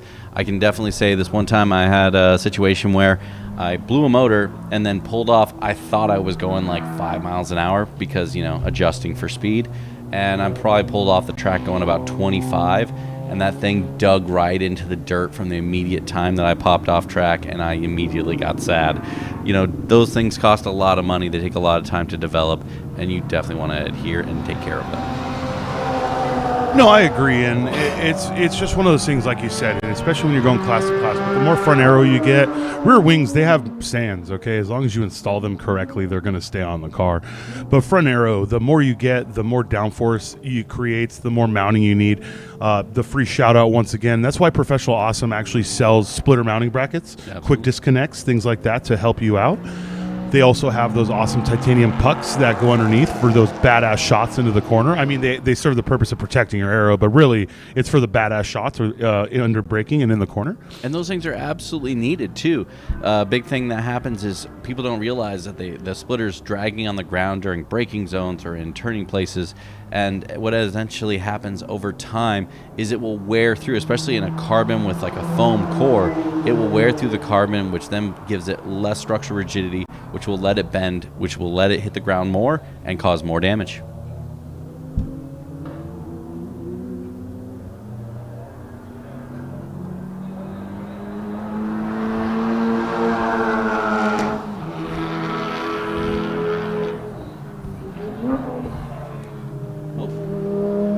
It does look like we have a car off. Hearing from our corner worker through race safety, the one blessing of where we're standing is we get to hear race safety all the time. It does sound like he probably had a catastrophic. They're saying it sounds like the motor did let go. We'll find out soon enough, but this is going to be right before lunch, right before the track is swept. Oh, no, it's good to go. Whatever his problem was, probably a quick little power cycle got him back on. Oh, did his airbag go off? You know what? We're starting to hear that it's very possible that white you see on the side is a passenger side airbag. That would be a heck of a reason to stop if you've ever been in a collision with an airbag. They're violent. There was actually a time when Camaros were setting off airbags just track days, you remember? And GM wasn't doing a damn thing about them. But it does seem like you have to have a pretty violent impact in an FRS for an airbag to go off. This is not the kind of car that you jump a curb and the airbag goes off. Yeah, I mean, it would kind of make sense if he went over Cotton Corner and hit it really hard. That could cause it. I agree 100%. For those of you out there, this is Group 6, Session 4. Group 4, Session 6. Once again, Group 4, Session 6. This is the second session of Day 2 at GTA Finals, the 19th Annual Global Time Attack Finals here at Buttonwillow Raceway Park. And I believe that's Stephen Ellis, right? That is Mr. Ellis, absolutely. Yeah. I do want to get the schedule up when my guys have a chance, so you guys are ready for what happens after lunch. As soon as we get the schedule up, we'll let you know what's going on after lunch. We have 2 more sessions, and we are going to have 1 more drift session also. Actually, 2 more drift sessions. So we will be at lunch from 11 to 12:40, a little bit earlier than yesterday, 11 to 12:40. As you can see right in between there, let's pull that. As you can see, the airbags absolutely went off on this vehicle. If we can get a close-up from our drone here, I'm making our production put in the work. The airbags did go off. Is that that's not a new GR, is it? That's an old FRS? That is it doesn't say the year, sorry. I think headlights are telling me it's FRS BRZ chassis. This is an odd one, guys. I don't have an answer for you. There's no body damage on this car. There's absolutely nothing that's screaming why an airbag would go off. So this had to be It's 2020. Very severe. Okay, so I think the GR86 came out in 21, 22. So this is still the older motor layout, but this had to be a big curb jump, right? This had to be something where the car was off the ground and came down hard, because I don't think the steering wheel went off. Oh, maybe it did. I think he just, if that's not his hand, that's him moving the steering wheel airbag out of the way. That's wild to us. It's crazy to think. But this is the thing about technology in newer cars, right? They're safety oriented, and when you're on a racetrack, sometimes things that are safety oriented can get in the way of what you're trying to do. Well, I always try to think of it in a positive light. So if all his airbags have now gone off, that just gives him more reason to make it more race car.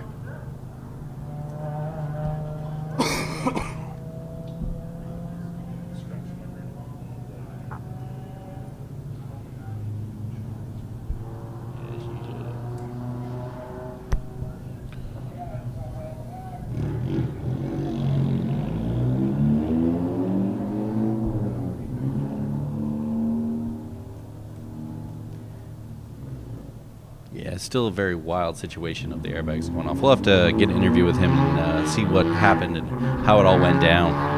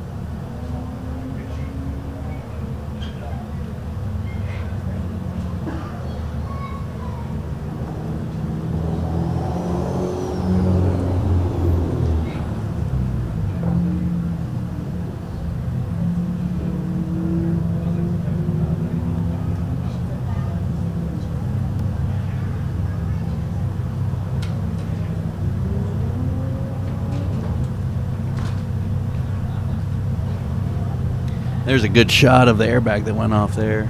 Shame there.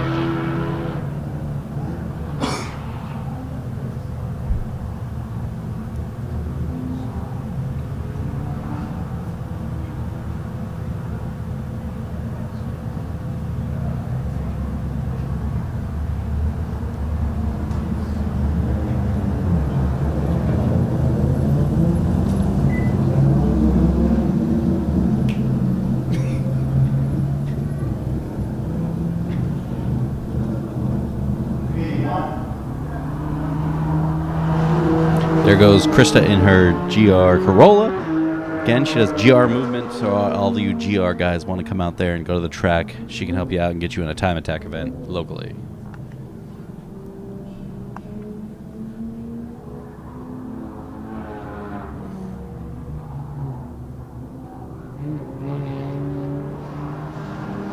Zinta Bracas in her Porsche GT3 doing a 2 minutes,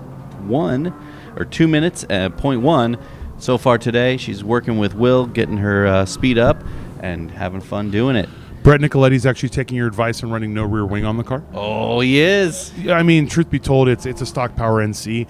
I think both of them combined could make him faster, but, you know, taking away the rear aero may be an advantage. Right now, he is a little slower, but he hasn't had a clean lap because they were waiting to get a car off track. So we'll see what's going on. Yeah, we'll see what he can get up. A little fun fact from Zinta.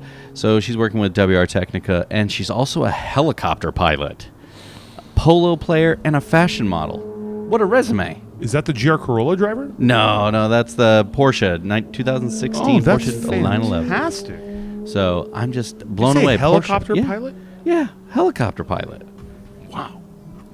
I don't get in helicopters, man. They're terrifying. Yeah, that's terrifying to me. There's no wings on those things. You just fall over the ground. Look, I did a tour once in Hawaii when I was a kid, and they opened the door, and I screamed, man. It was like, oh, let's open the door so you can see this volcano. And I remember I was sitting on the edge, and the guy grabbed the handle, and I think I kicked him. And my mom was yelling at me, and I'm like, don't you dare open that door. Dude, don't you. I got a thing with heights, man. If you told me the door was going to be open, I would have stayed at the airport, all right? Funny, I love turbulence on planes, though. Some people just don't get it. It's because it has wings, and the door's not open, okay? It's pretty simple. Fall, in a slow... That's really cool, though. Think about it. You're a fashion model. You're a helicopter pilot. What's the other thing you said? Fashion model, helicopter pilot, polo player. Polo player.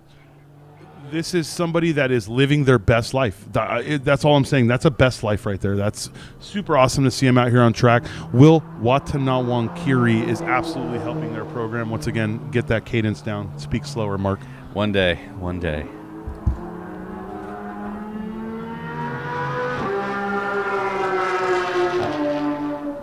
This is the final session before lunch. We got about 3 minutes left in this session, so wanted you guys to know we will be at lunch from 11:40 to 12:40 Pacific Standard Time, 11:40 to 12:40. And then back for Session 7, drifting, Session 8, drifting, then the podium.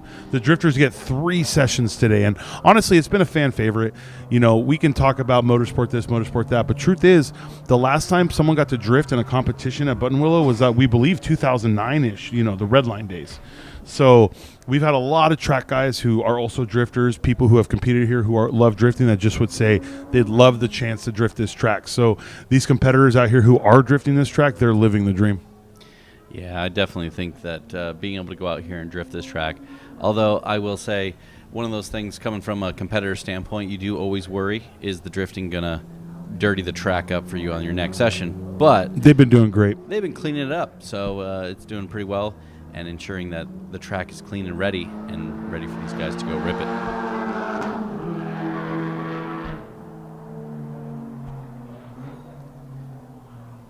Nice little follow-on footage there of what Riverside looks like with both the GR Corolla and the Porsche. Yeah, it's such a cool corner. From up here, it's hard to tell the camber. Just like Phil Hill looks like a left-right. Honestly, the drone have to be so low for you to really understand this. But when you enter Riverside, it's cambered for you, but the car wants to wash away because of the weight transfer.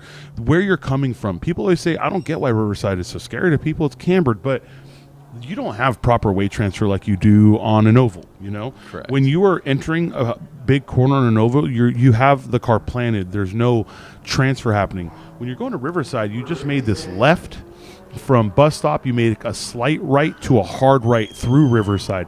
The car is never actually planted until you're midway through Riverside itself, which means fast hands are going to be your best friend. Yeah, it's a very interesting corner. I always really enjoyed that corner because as you come through, as he's doing right now, definitely a situation where you're kind of working the car. You always are kind of teetering that edge and working through to see if it's going to understeer, oversteer. You can see what the car can do, and it allows you to really finesse the car.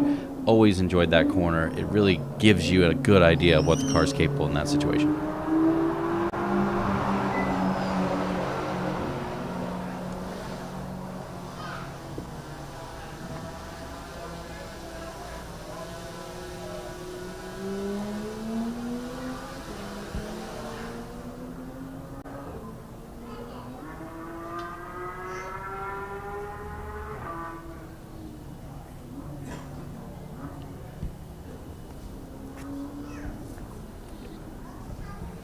These cars are on their final laps. This is the checker for the session, so whatever lap time gets run right here will be the very end.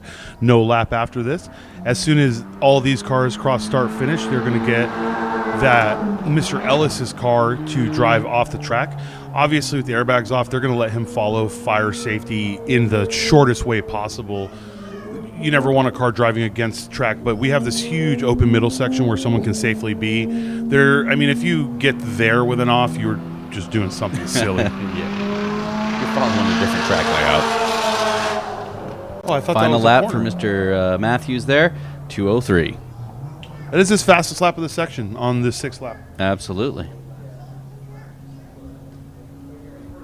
Still not quite his best, though. He did have a prospective 2:02 earlier on, so hopefully he can continue to get that down.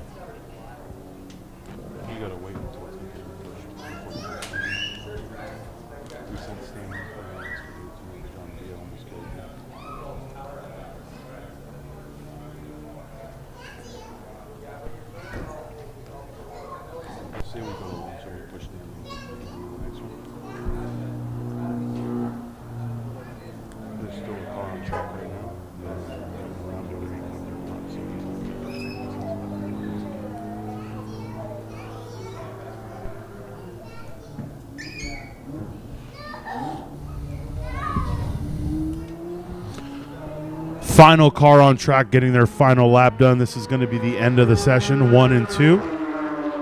One car right behind. These people had the track to themselves the entire session. I'm sure that was a blast for them. And that's going to be Brett Nicoletti with his final lap. I'm not sure if he went faster than he did without the wing, but if he did, a 2:15. Picked up a couple seconds because of Mr. Yeager's advice, or maybe he just started driving. Well, technically that was just fast as the session. He still has a 2:14 as the best. Then you did not help our boy. I want to thank everyone that's been with us. This is Cuban and Mark here from Global Time Attack. We will be off from 11:40 to 12:40, but be ready at 12:45. Cars will be back hot on track for Session 7. 2 sessions left in today, Session 7, Session 8. So keep an eye out, and we'll catch you at 12:40.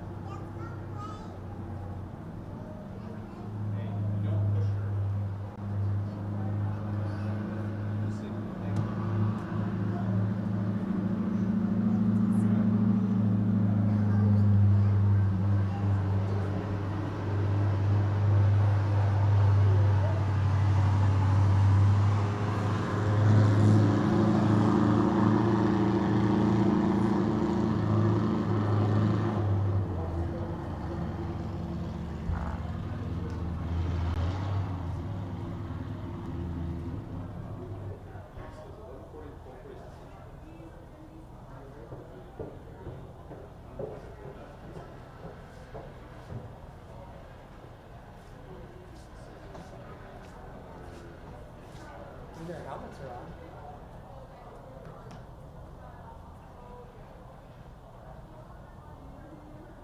They might be doing like a photo session or something.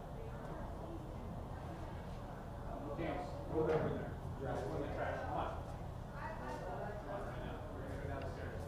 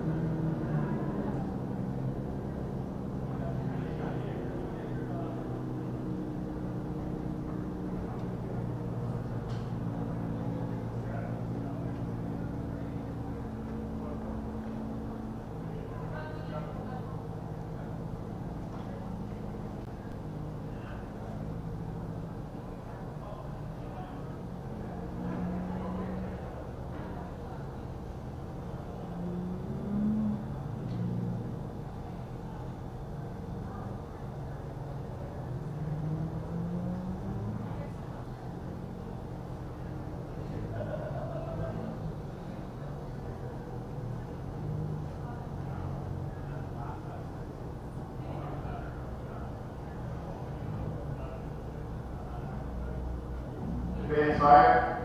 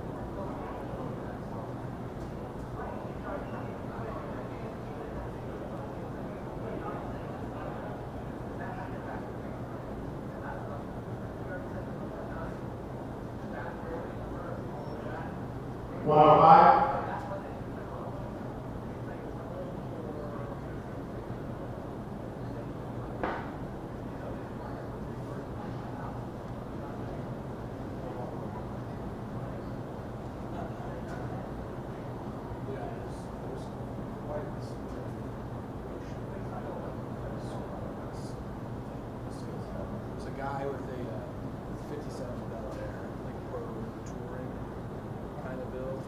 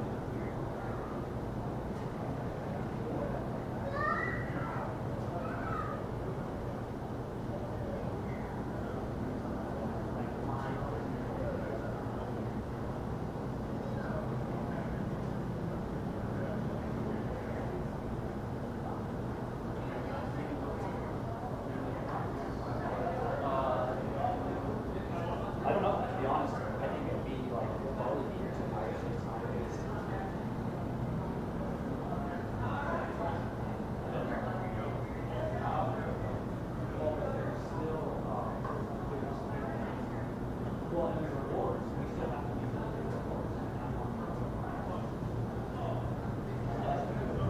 112, 114.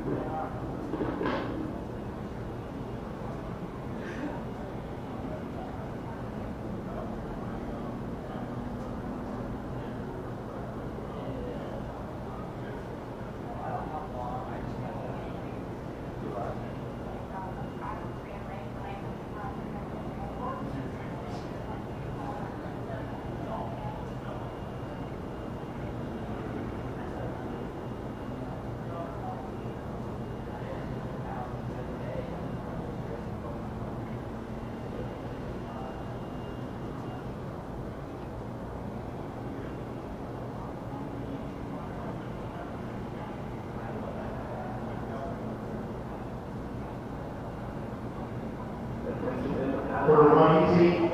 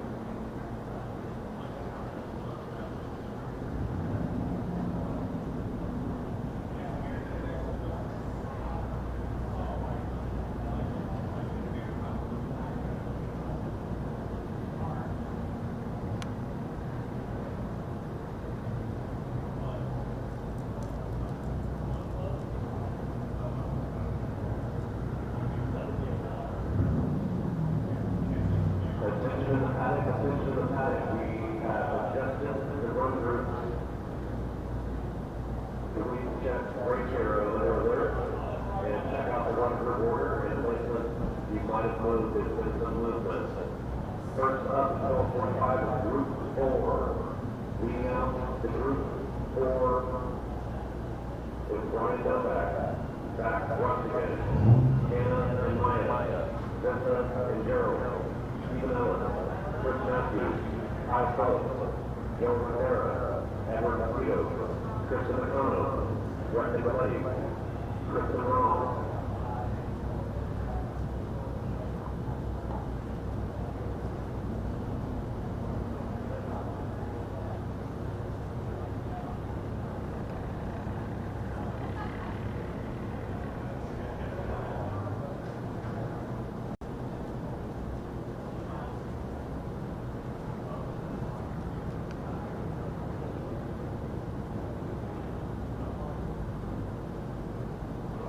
If you're done for the day, don't forget to turn in your transponders, please. If you're done for the weekend, don't forget to turn in your transponders. And another reminder, the run groups were adjusted at lunchtime, just like yesterday, just like we're only this morning. Please check race bureau under alerts to see the current run groups for the rest of the day. You can also put the DTAs in, we have them printed out here, so you can see it.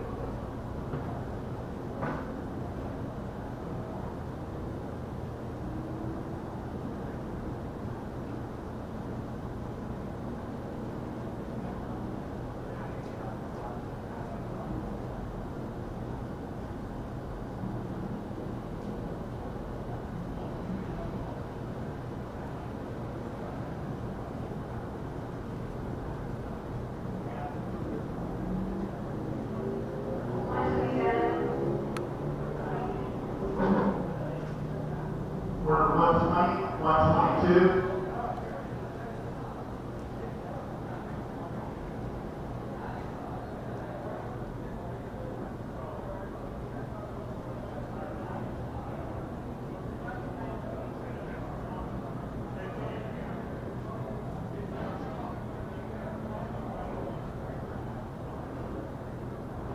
We're 119.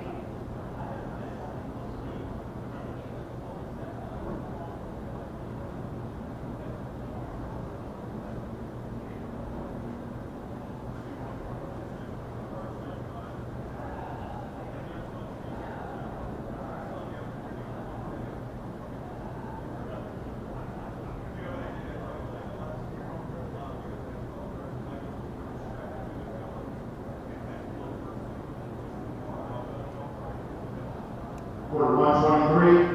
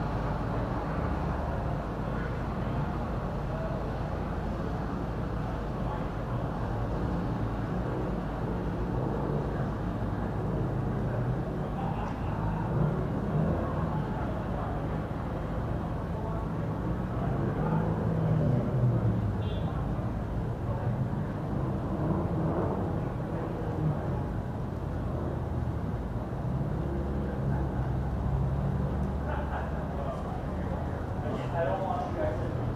The soda one? Cool, yeah.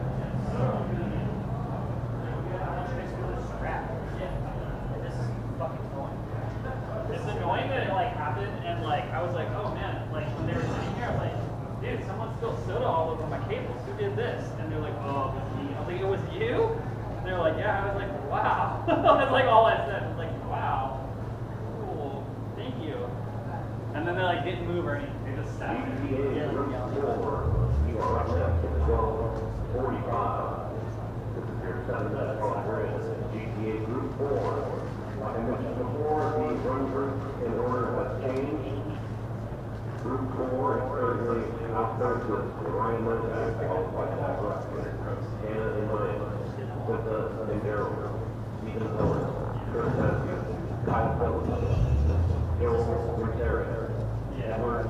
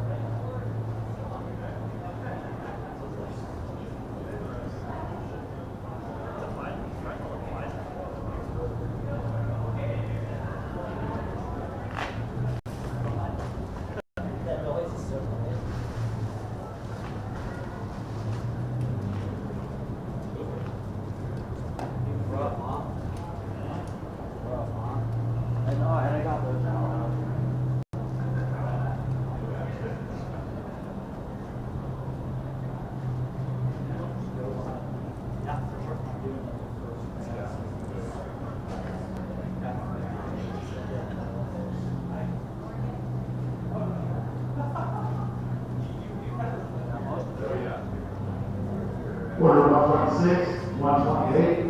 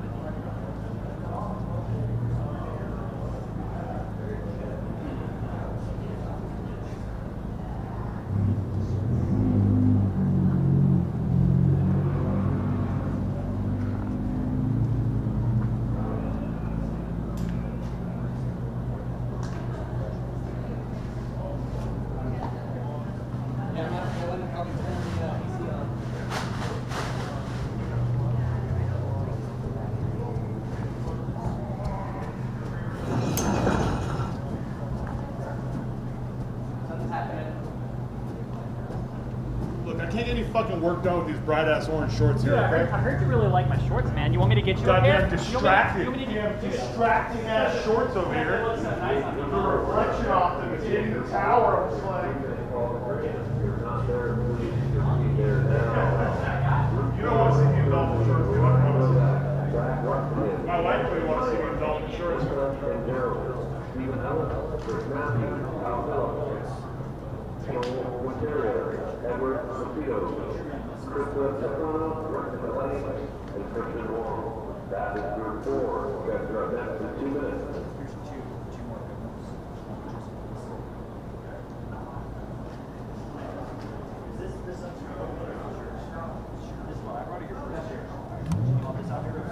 if you will, yeah. I know. 128. I'll head up there.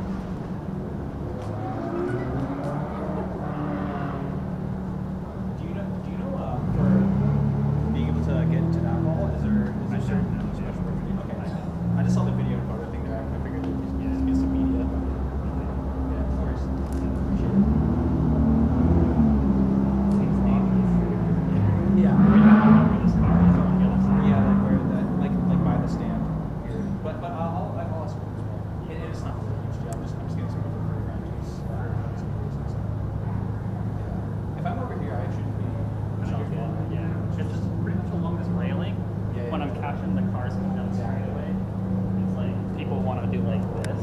Yeah. And it's like right in. Yeah, absolutely. And then that dude's up there being like you're not like super cool.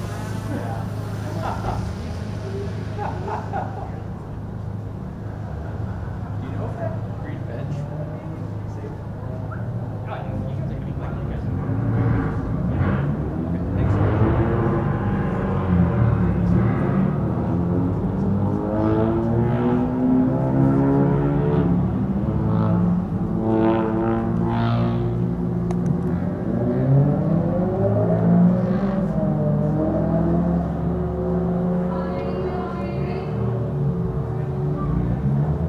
Hey.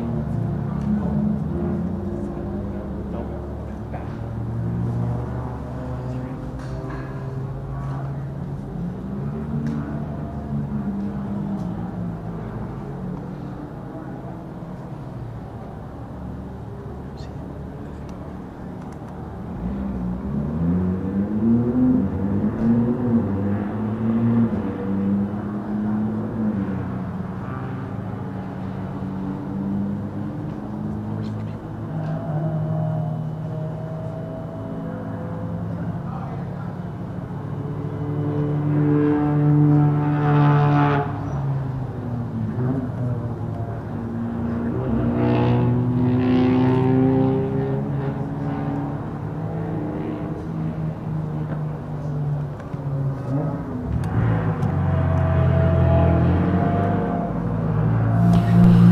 And here we are getting ready for the next session. Cars are going out with their cool laps, so we'll be getting ready. We'll see you in a few.